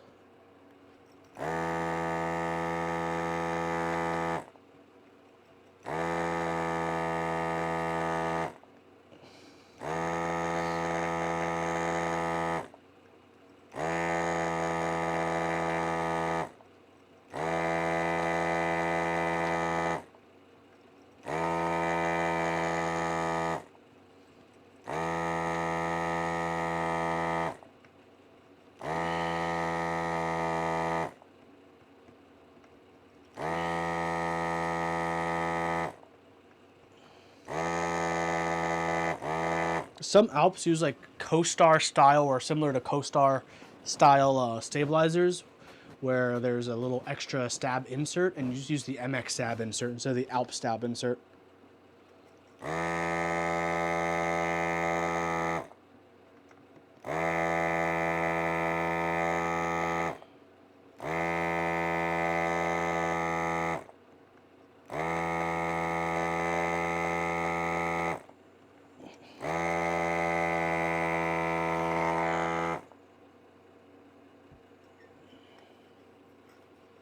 Vibrator ASMR, baby. You know it.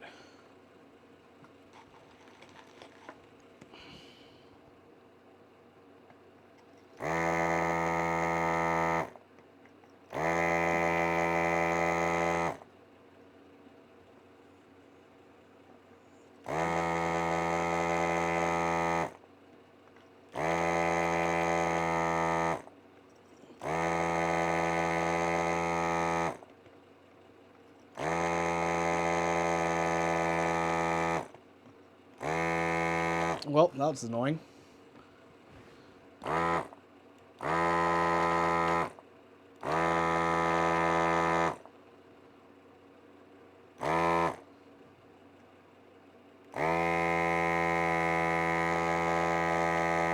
Stop spilling.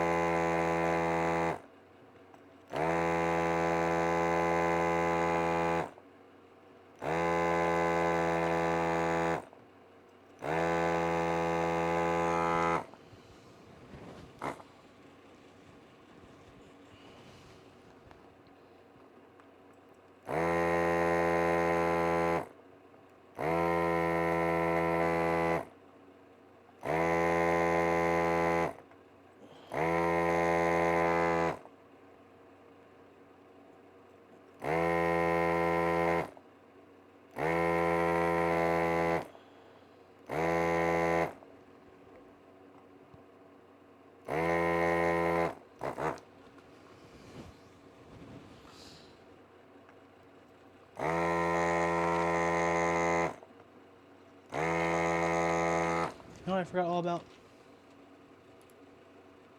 What no one reminded me of? The background music. Is there more background music? Is that it?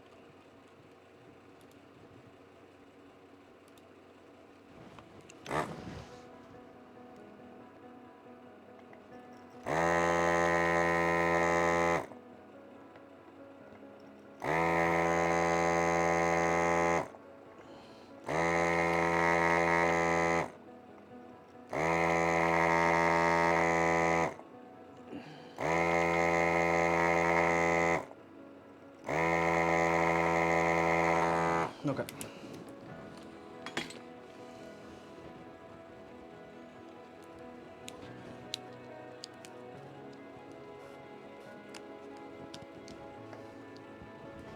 Oh, one of the switches already disappeared.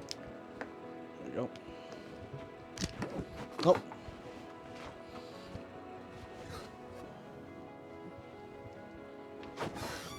Oh. Okay.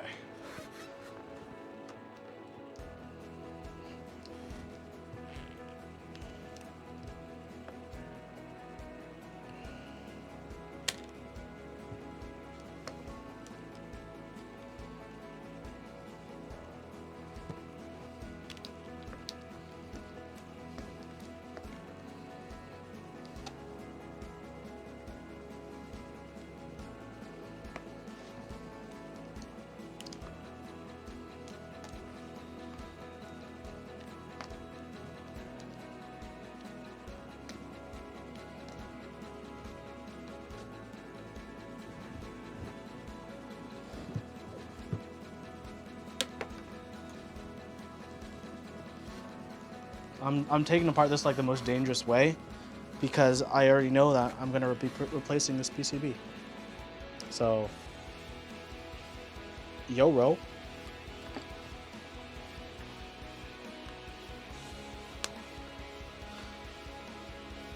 Dumb solder.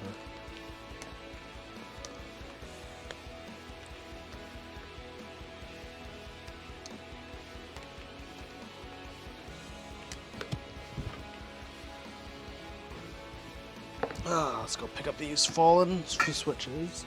There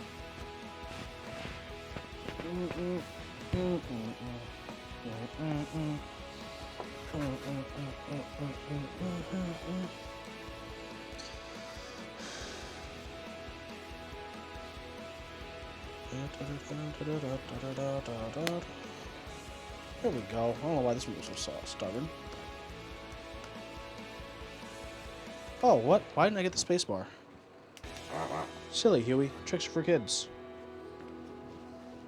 And adults who like to have fun. Who says kids should have a monopoly on tricks?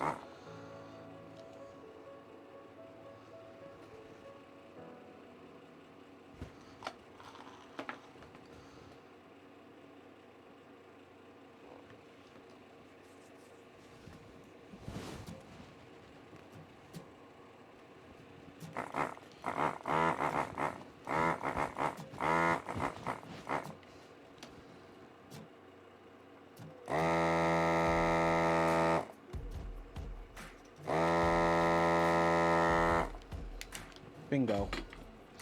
What's his name? Oh.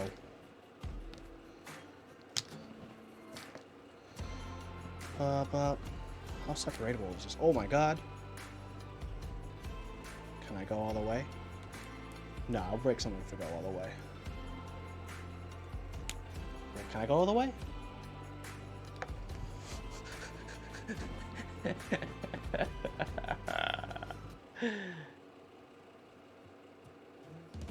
No, some of them have little bits of stubborn solder. I see.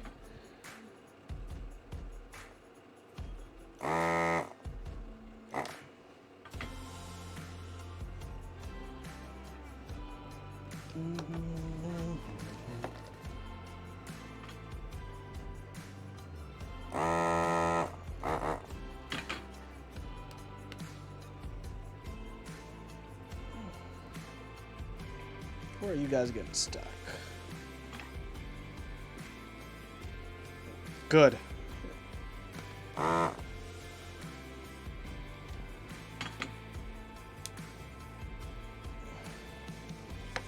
like a puzzle.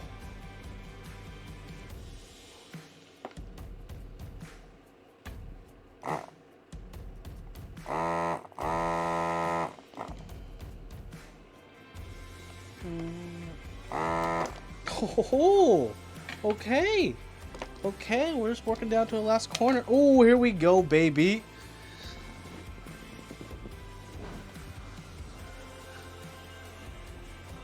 There we go.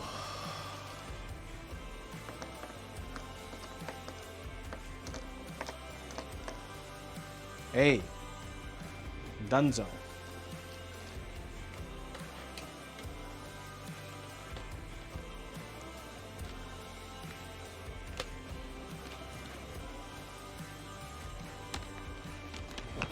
Let's put this case together.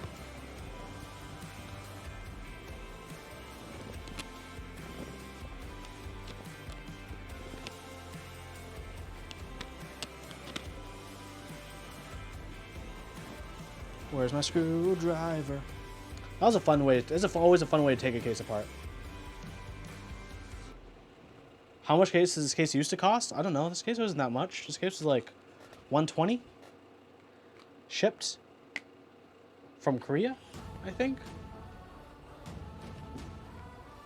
That's just more than that. I forgot how much more. I mean, I wasn't worried about the way I was holding it and taking it apart. There was no worry about the plate or any of the plate components. It would just been the PCB. No, this isn't the stock PCB. This is not the this isn't the that's not a stock gone. That's not a gone PCB. A gone PCB would have been $80. Oh, that's correct.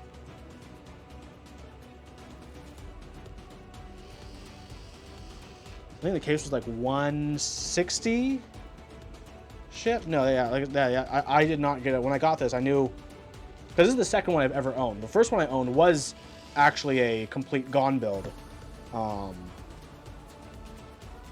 But I sold that one, and after a couple years, I kind of regret selling it. I actually like this case quite a bit for a lot of simple tactile or linear builds, because it's soft feeling and nice.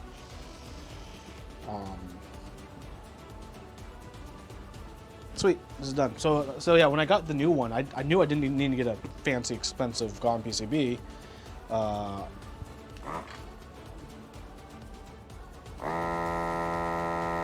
Because it works within the 60%. Spelling wise, yeah. Capital N, capital G, and capital N. It's Gone Works.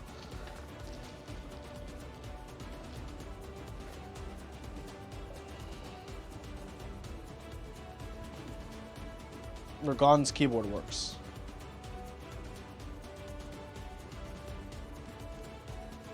These stabilizers could use relubing. Wow. I've used this board so much. Yeah, these stabilizers should definitely use relubing. Well, I'm gonna save all of these switches for insert reason here. They need to be cleaned and relubed though. So.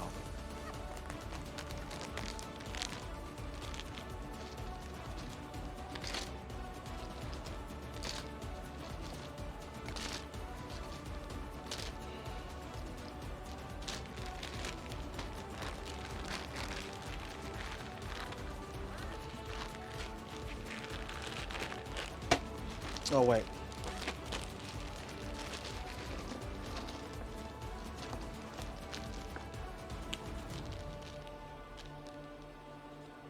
Mod M stem plus cherry housing.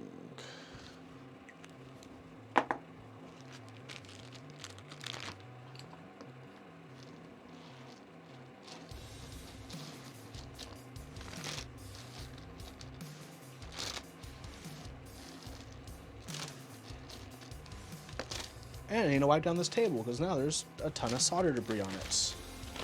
But these are done.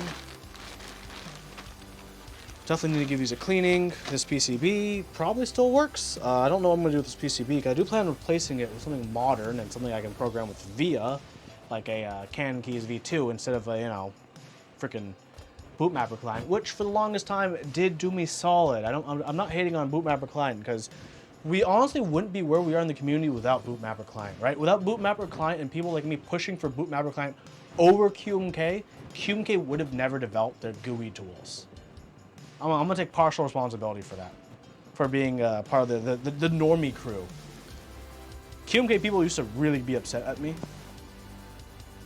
about that. They're like, Kiwi, why are you pushing people to buy PCBs with Bootmapper Client instead of QMK? I'm like, because I can't use QMK. Why would I recommend something I can't use?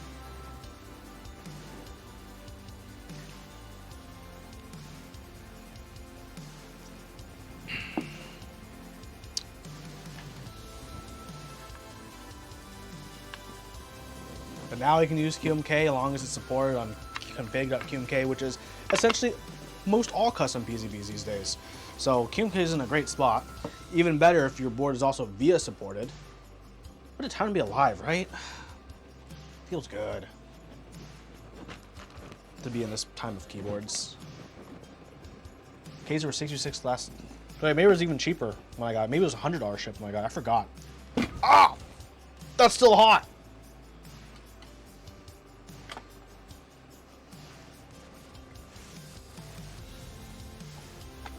Who'd have thought? Hot things remain hot. I certainly didn't see that coming.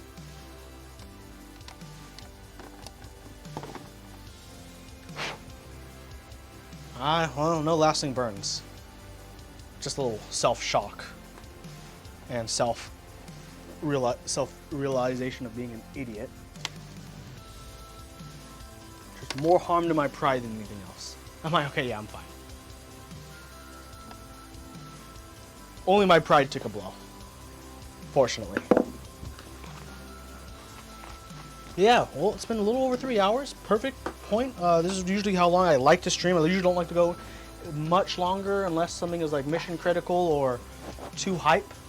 But this is a pretty good spot. Any last questions as I'm cleaning up for today? It's been a pretty cool stream. We got a lot done. We got a surprising amount done for 3 hours for some streamed keyboard chores. You know what I'm saying?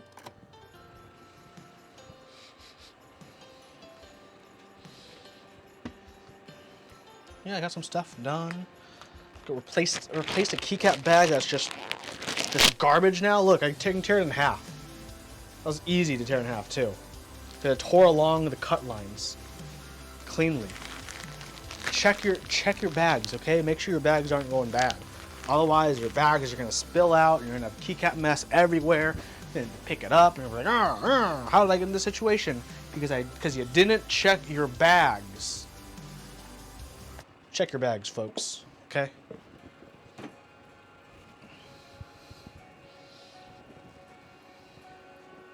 God, everything's just messy. Oh, there's crud everywhere.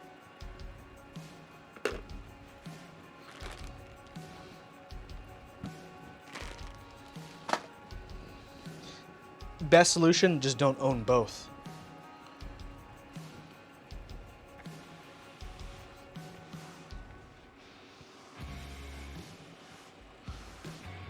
Putting this new leatherette mat was a pretty good idea on top of my cloth thing, because I don't really care if this gets messed up.